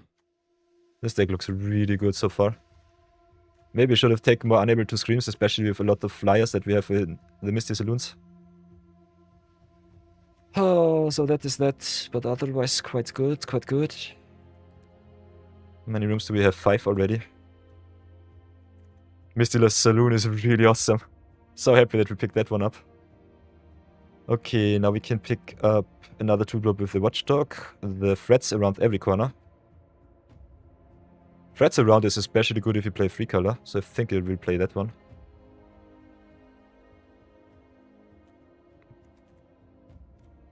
Yeah, this deck looks awesome so far. We'd love to see it. Then we've got the Piranha Fly, which is an awesome early threat. Got the Murder in black, but we're not really playing black. Miasma Demon also quite good, but I think I'll go with the cheap flyer here. And another Skullcrab. And an Underground Tunnel and a Moldering Gym. Oh, so many good cards. Dread it up or mill the opponent. I think I'll go for the Skullcrab here. It's a greed pick, but it's a fun pick. And it's so good. Enabling the opponent's Delirium might be bad, but especially with Manifest Dread being an archetype in this set, it's definitely one of some definite solid win cons. I think Skullcrab is a rather solid rare uncommon. Now we can go for the Unable to Scream or the Drag to the Roots. We don't play any black so far, so I think we go with the Scream here. Roots is a better removal spell, but I'm not too sure how much colors I really want to splash. Because the free splash with the Lighthouse is fine. We could be just straight up blue and green and call it a day. But this looks awesome. This looks really nice.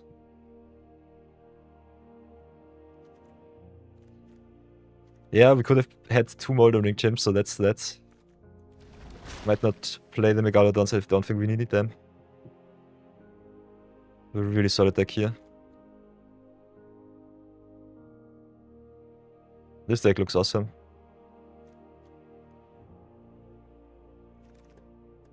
And another Anthropede. That's good. That's really nice. 11 enchantments. Ooh, and the Meat Locker came back. That's good. You'd love to see that one.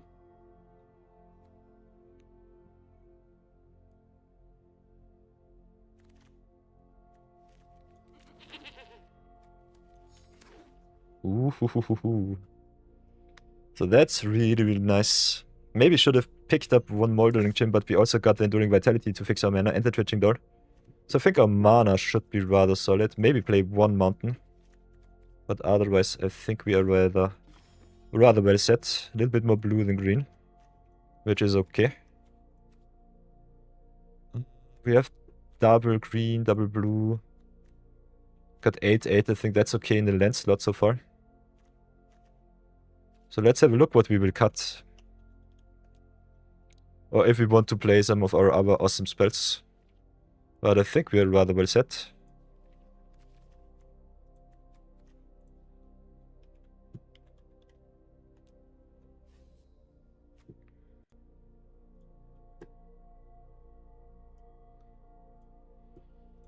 So, spooky it is. What does the draftsmith say? Nothing, because we enabled it. Bum, bum, bum.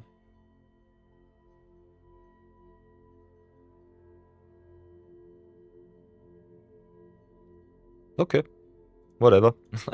I know how to draft, so it shouldn't be a problem. So the big question is threats around every corner good enough? Manifest threat 1. Got the creeping people. For a lot of rooms, I think we have...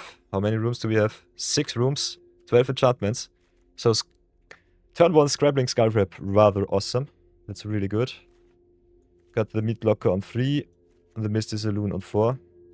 Might not need the threats around the corner. Might not need the Bashful Beastie, although I like me the card replacing itself. So I think what we could do is maybe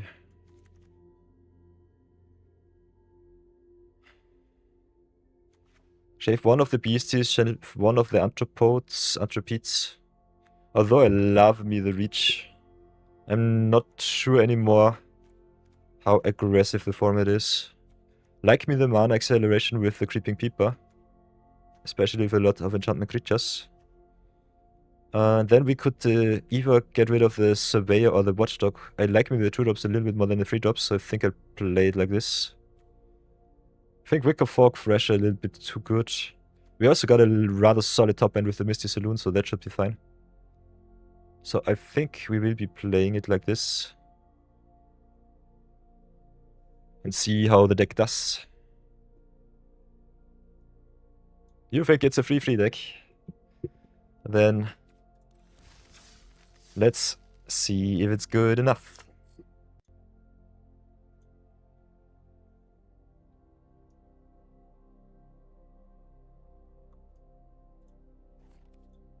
Could have definitely played a little bit more removal. But still fine, still fine.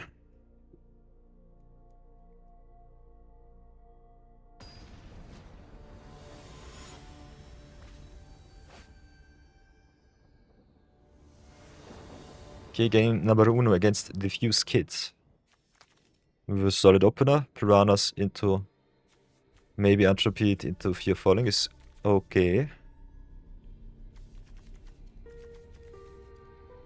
I think the best decks that I've played so far were definitely Delirium, Blue-White Enchantments, and the Black-White Self-Mill.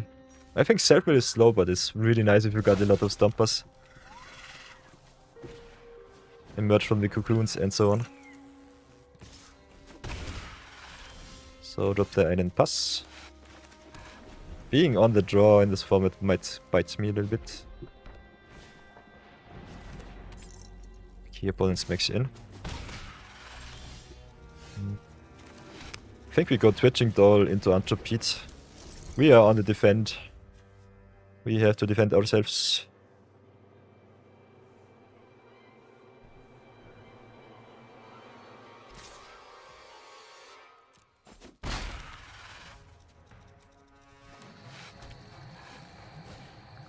Okay, opponent with the Glimmer Light. So green, red Delirium it is. We got the Smoky Launch. So we could ramp up a little bit if we really want to. I personally like to play the Anthropode though. We need a little bit more bot presence. Could also double spell the Berry Watchdog and the Piranha Fly to pressure the opponent.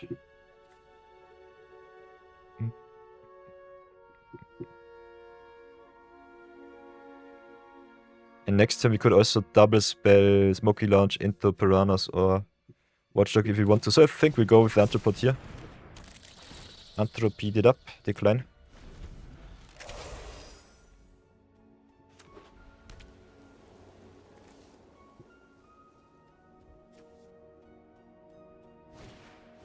Yeah, and they've got the Rip Decks. Can also go Fear of Falling next turn. Yeah, but Rip is really bad. So what do we do?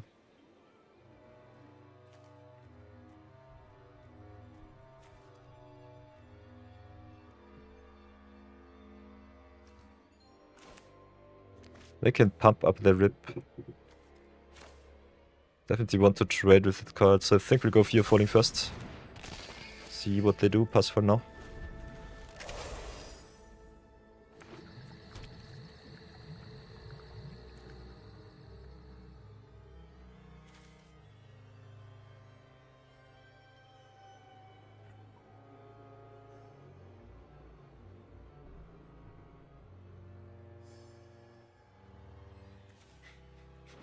Having 3 smoky launches is so good.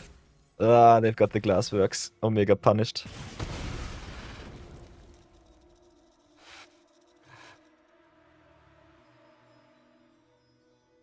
Well, they can hit us for 5.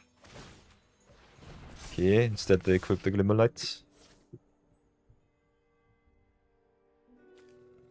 Playmate costs some mana. It doesn't really matter, they hit us for 4 nonetheless. Still got us really good. Okay, turn inside out. Midnight Mayhem. Creature and a vehicle, so they whiffed. So that's good for us. What can we do? Can go Smoky Launch first. Then can double spell into the... No, we cannot double spell into the Piranha Flies. So I think we just play the very Watchdogs, see if we can hit some removal from the top. Or maybe another room. Another Smoky Launch is good. So maybe get some big flyers on board. Pass for now. But the rip being a 4/4/4/4 is good enough to outtempo us. I'd love to see that one. I know they've got also first strike. This sucks.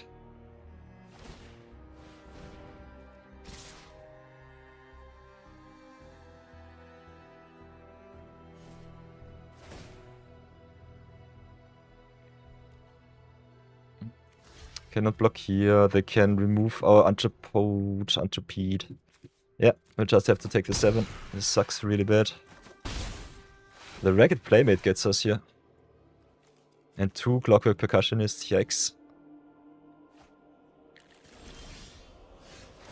Oh, so us not having any removal sucks right now. So let's go for the Smoky Launch. Then a lock again. Could sacrifice the Twitching Doll. Could also just tap it and get the Piranha online. Yeah, but I think we'll have to sacrifice now. We need more blocks. They will get this either way with the Ragged Playmate. This card is way too strong against us. Also, they can burn us out with the Shattered Yard, so they have all of the answers. Unfortunate. Wingsfeeder might be right, we might be a little bit too fair with this deck.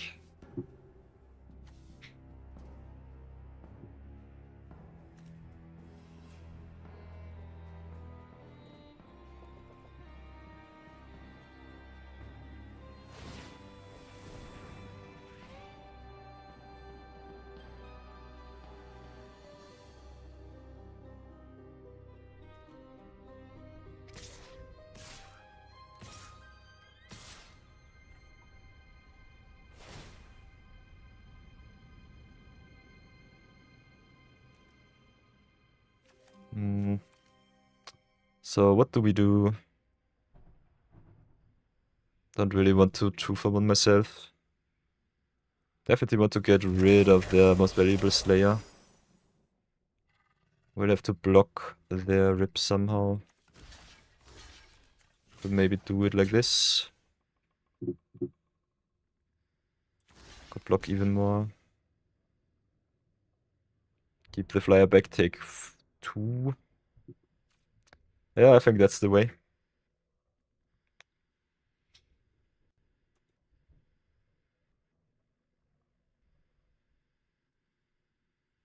But yeah, them having all of the value in the world with the rip really bad for us. Got so many outs, so many good cards. I'm so sad. Ay, ay, ay.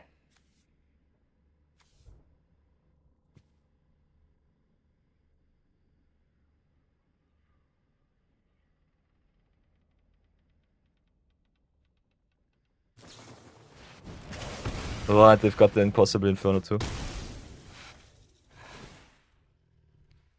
Oh, stay hidden, stay silent is nice. I think we'll keep that on top. And take another 2. Yeah, but they will just kill us next turn with the Shattered Yard.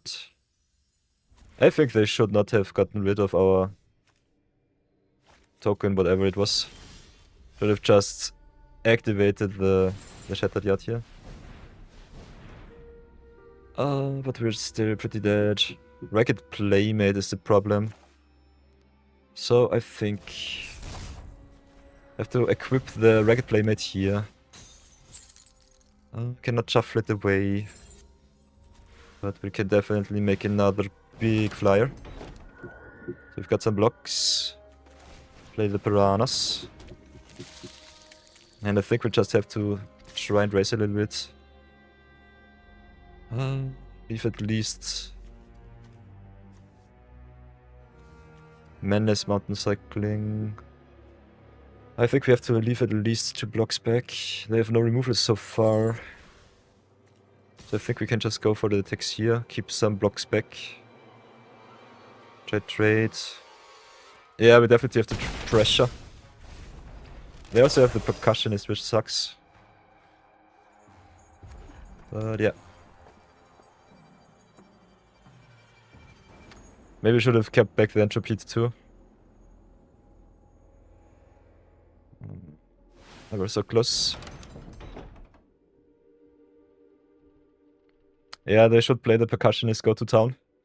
We have to double trade, they still have their haster. Yeah. Because I cannot take the 2 here.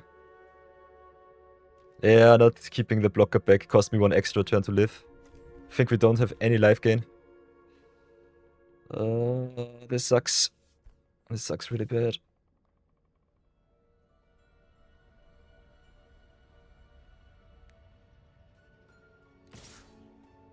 Okay, they are scared. Interesting. We'll gladly block with the rip. Trade with the rip is really good for us. We've got 3 turns.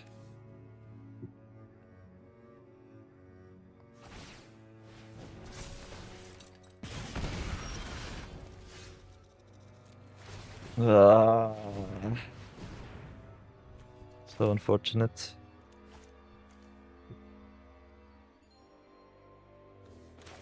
Skullcrab as a blocker is solid. Only question is what else we can do. We need at least 2 blockers back.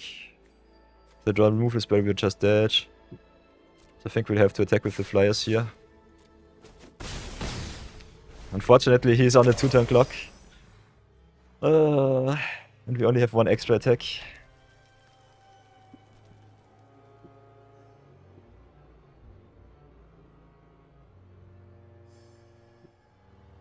We would be dead by now. But yeah, that's that.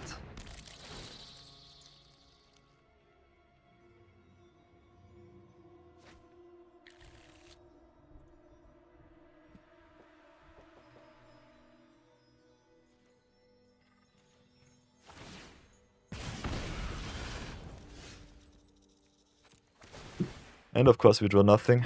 This sucks. Yeah, now we're just dead. Ah, stupid Ragged Playmate got us. Playmate and the rip. We'll take it. Cannot do anything against that one. Oh, yeah.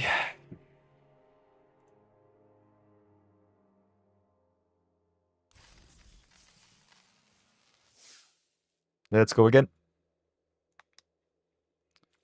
Still, maybe make a little bit of an adaptation. Don't know how many big creatures are in the set. But I think maybe we get the beastie out, get another Entropy in. Having some answers for rooms is rather important. Rooms are of so much value. So I think the Entropy is good. Beastie is really good to pressure, but I think our win condition are our flyers with the Smoky Launch. Misty Saloon.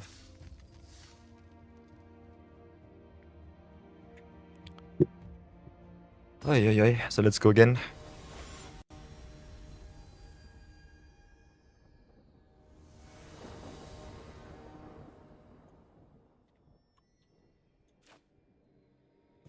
Okay, we've got all of our lands, got the Smoky Launch, got some fungi and some Scarlet Crabs. Milling the opponent for 4 each turn with our enchantments is kind of nice. So I think we'll do it like this, play the crab number 1. Play the tap land, crab number 2, and then go into Smoky Launch and go to town. Playing against Delirium might not be the best way to mill them. But I think it's still fun. If we have the crabs, we have to play them. That is the rule.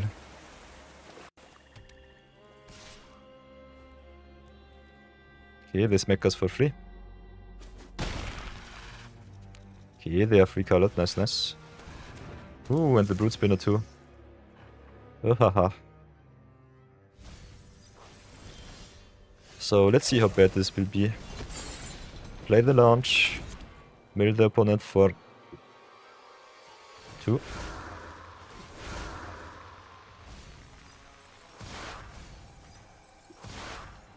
Delirium not enabled right now, so that's okay. But giving them a lot of potential spider tokens, so that's something. Yeah, take another 3.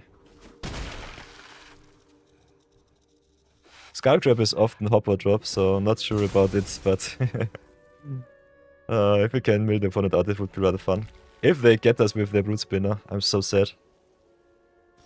But he only triggers on the number of card types, so that's something. So let's drop the second green. Then unlock the room. Mill the opponent for another 4.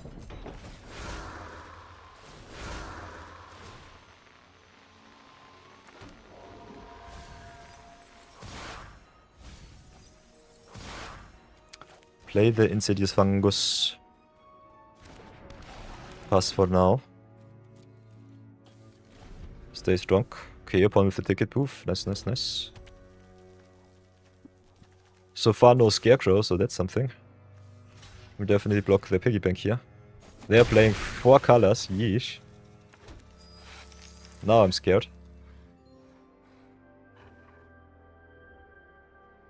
We got some blockers for the spiders, so I'm not too unhappy if they sack their Brood Spinner.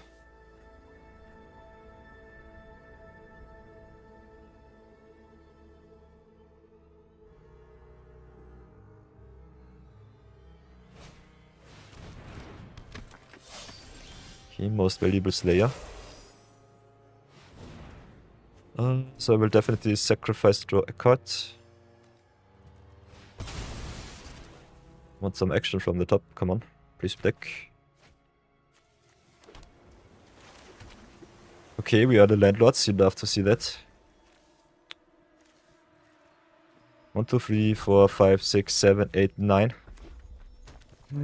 We have drawn 9 lands in the top 13. That's so unlucky. They can smack us for another 7. This sucks so bad. Losing against our own deck again. We hate to see it. Yeah. Playing against the Delirium deck, enabling them is not so nice. Yeah, we'll definitely have to get the Brood Spinner off its ability. It can still attack, which sucks. So let's mill them.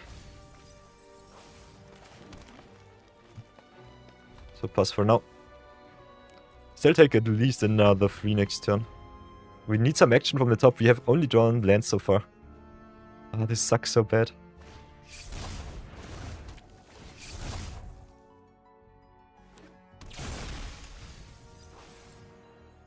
Ay vey.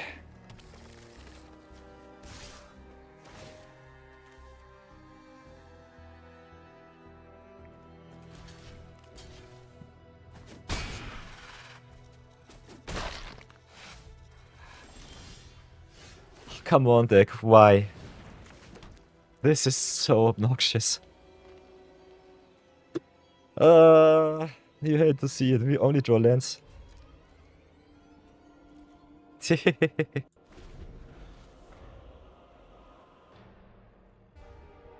is the magic number, Wings Flare. If you want to spam some emotes, you have to spam until you hit 7. 7 is the golden number. And they've hit it. Nice, nice. What killed us? I did not even see it. Okay, they've got the Betrayer's Bargain. Yanked all the cards. Sacrificed it. Dealt some damage. Everything. Ouch. I'm sad. Yeah. Yeah, milling Delirium is always a little bit tough. But if would have drawn something. We only played one extra spell from the top of our deck. The rest was just lands. We have 10 turns of just drawing lands. It was... This was gross. This was really gross. The second time that my deck betrayed me so bad. And the second time that I've gotten killed by the Unstoppable Slasher. This card is really, really good. As I've said before, Red-Green Delirium is pretty strong. So we've got ads in 5 minutes. I think I will get them now done before anything else. So see you in 3 minutes. Stay strong. Be brave.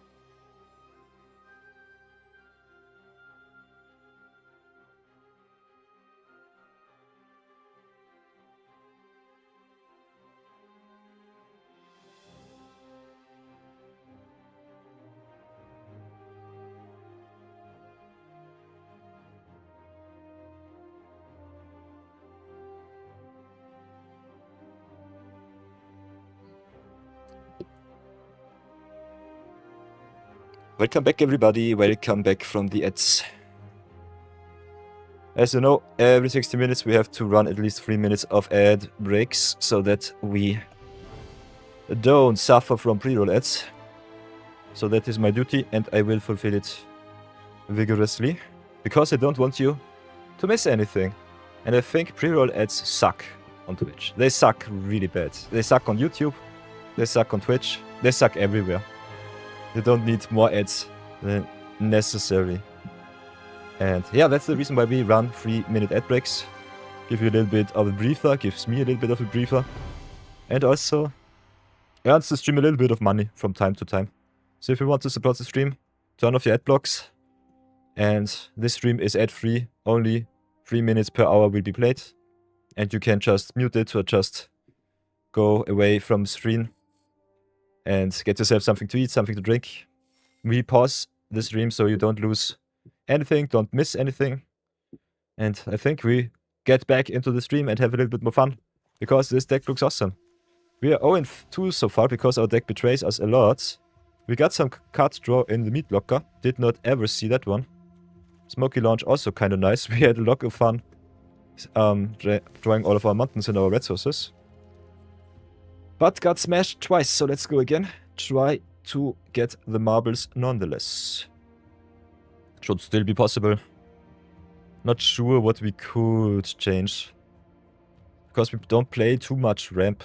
So it's rather strange to see our deck betraying us so much.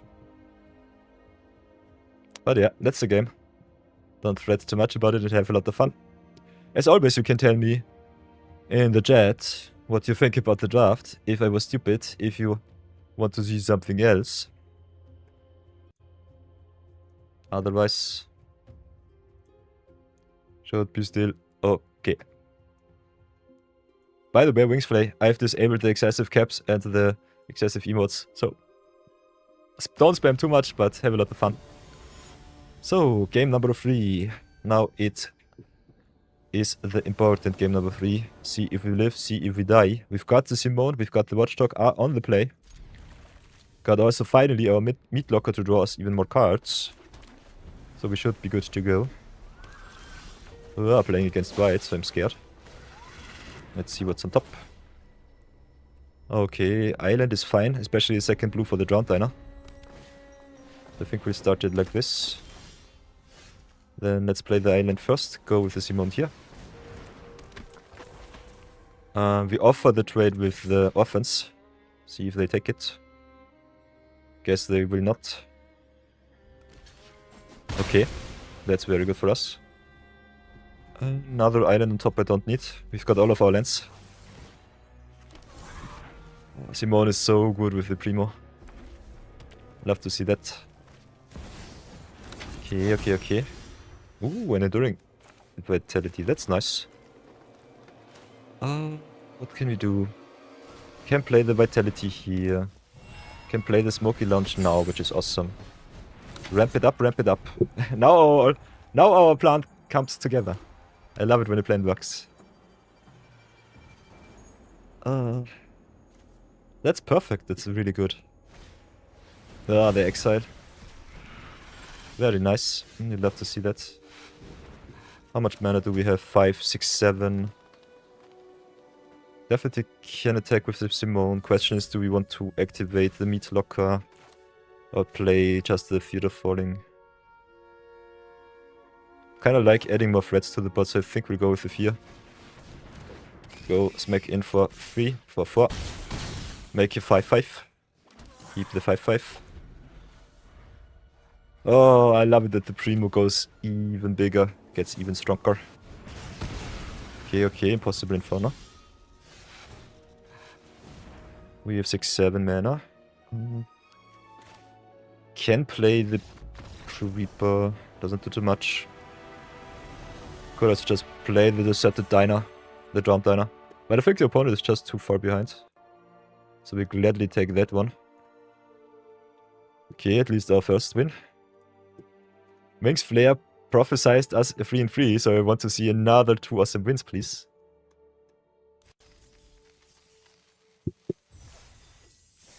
Cash in the first win of the day and go again.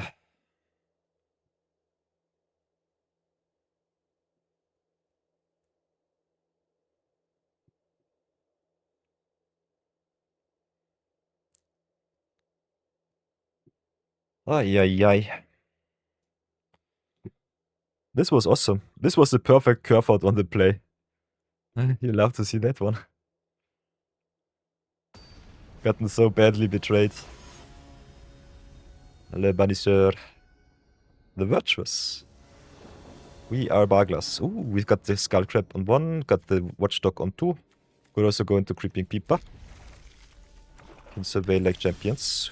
Draw our lands like always. Because we are the most generous and the most blessed of landlords. Okay, playing against black-green. Self-mill, I guess. Maybe Delirium.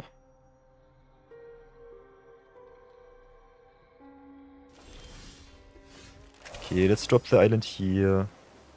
Can go Peeper over nothing because I'm stupid. Should have dropped the forest. Not a punt, but close to one. Normally playing a mana creature definitely the right play, but we don't have anything to ramp out with the Peeper, so it doesn't really matter. I will take the 2 because I don't want to run into any combat trick. I think the Skullcrab a little bit too good. Okay, instead it was Winter's Intervention. Seems they want to get rid of our Skullcrab. Let's see what's on top. Play the Watchdog first. I like me the Smoky Lunch, so I will keep that one. And I think I will slow roll the Unable to Scream for something bigger. Yeah. Let's keep our removal back. Shotgunning the removal is a bad habit of mine. And it's not really necessary. Ricket Gazebo. Mill 4, then return. Can get back the Spineseeker Centipede.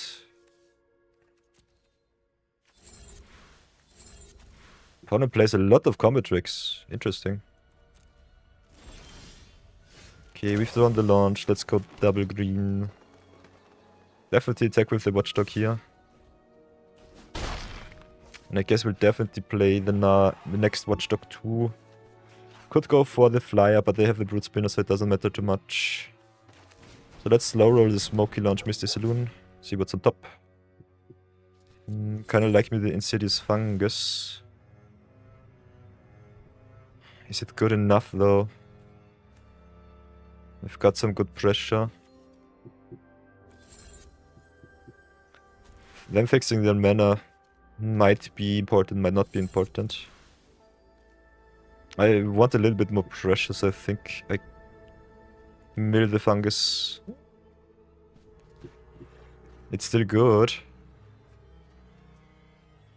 Could also redraw with him, so I think we'll pass for now.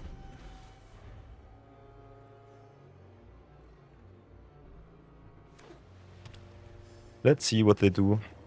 Frantic Strength has Flash. Okay, Valkavov's Onslaught is yucky.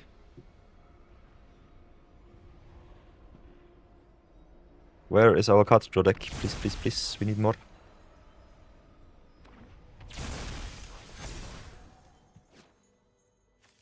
Ugh.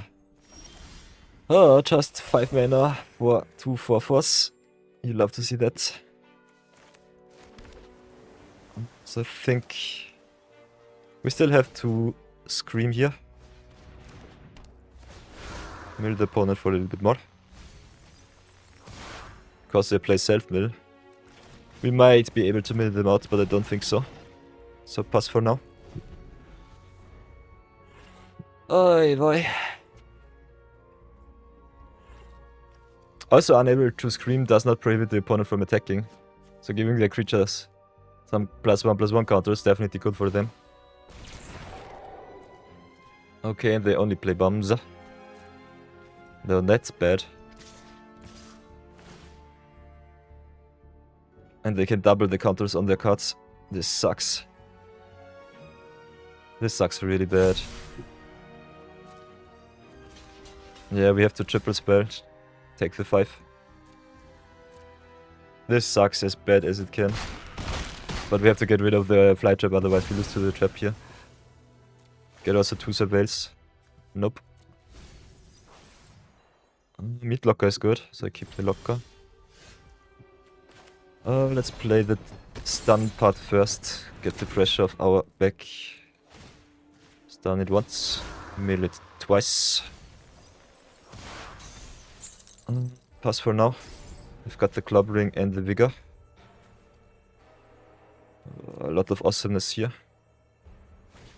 15 cards left in hand and the Ghostly Dancers. Come on! They've got so many good cards. Yeesh. So much pressure in the air. But I think we still have to draw with the John Diner here. Could also go Scrabbling Skulltrap first, go Mr. Saloon, make a blocker for their free one. Might be better. Let's try it like this. Maybe we can mill them. This has to be the mill win, otherwise I don't think we can win. Mill them for 4, make it 2-2. Oh, their deck looks awesome. Their deck looks so good. Don't understand the combat tricks here. But if they want to pressure us, they definitely have the cards for that. And they have so many cards left in hand, so... Not sure if we can survive this. Still 10 cards left in deck, so that's that. Okay, interesting, they don't attack first. Could have attacked, kept the Frantic Strength back. Insidious Fungus. Definitely trade here. Okay, Lighthouse is something. Let's go John Diner. Mill them again for another 2. And they've got the Enduring Vitality too. Sheesh. I guess we'll drop the island here. Doesn't matter too much. We've drawn so many lands. 6 cards left in deck. We have to block. Frantic Strength will get us either way. Can also flip, so I'm not so sure about that.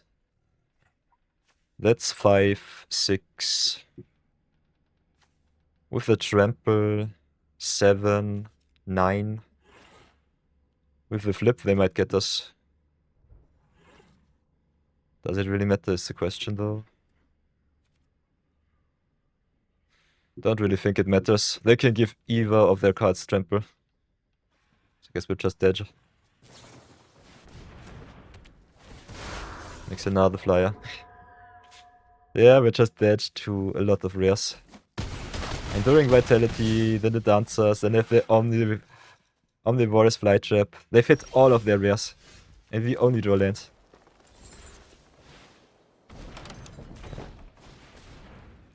This was obnoxious. This was really obnoxious. Losing to a lot of rares. Unfortunate. Our deck was too fair.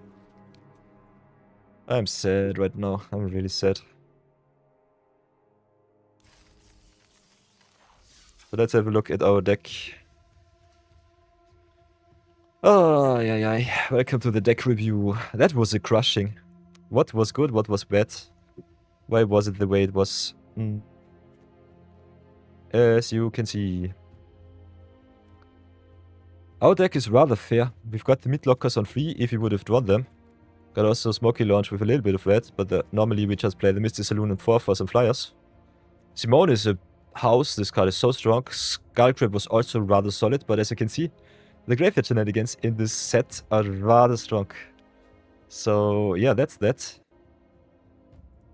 Otherwise, I think Fear Falling is really good. Like me, the Room Destruction of the Atropede. Especially good if you play black-green graveyard shenanigans. We don't play any of that, so I think our deck might have been a little bit too fair.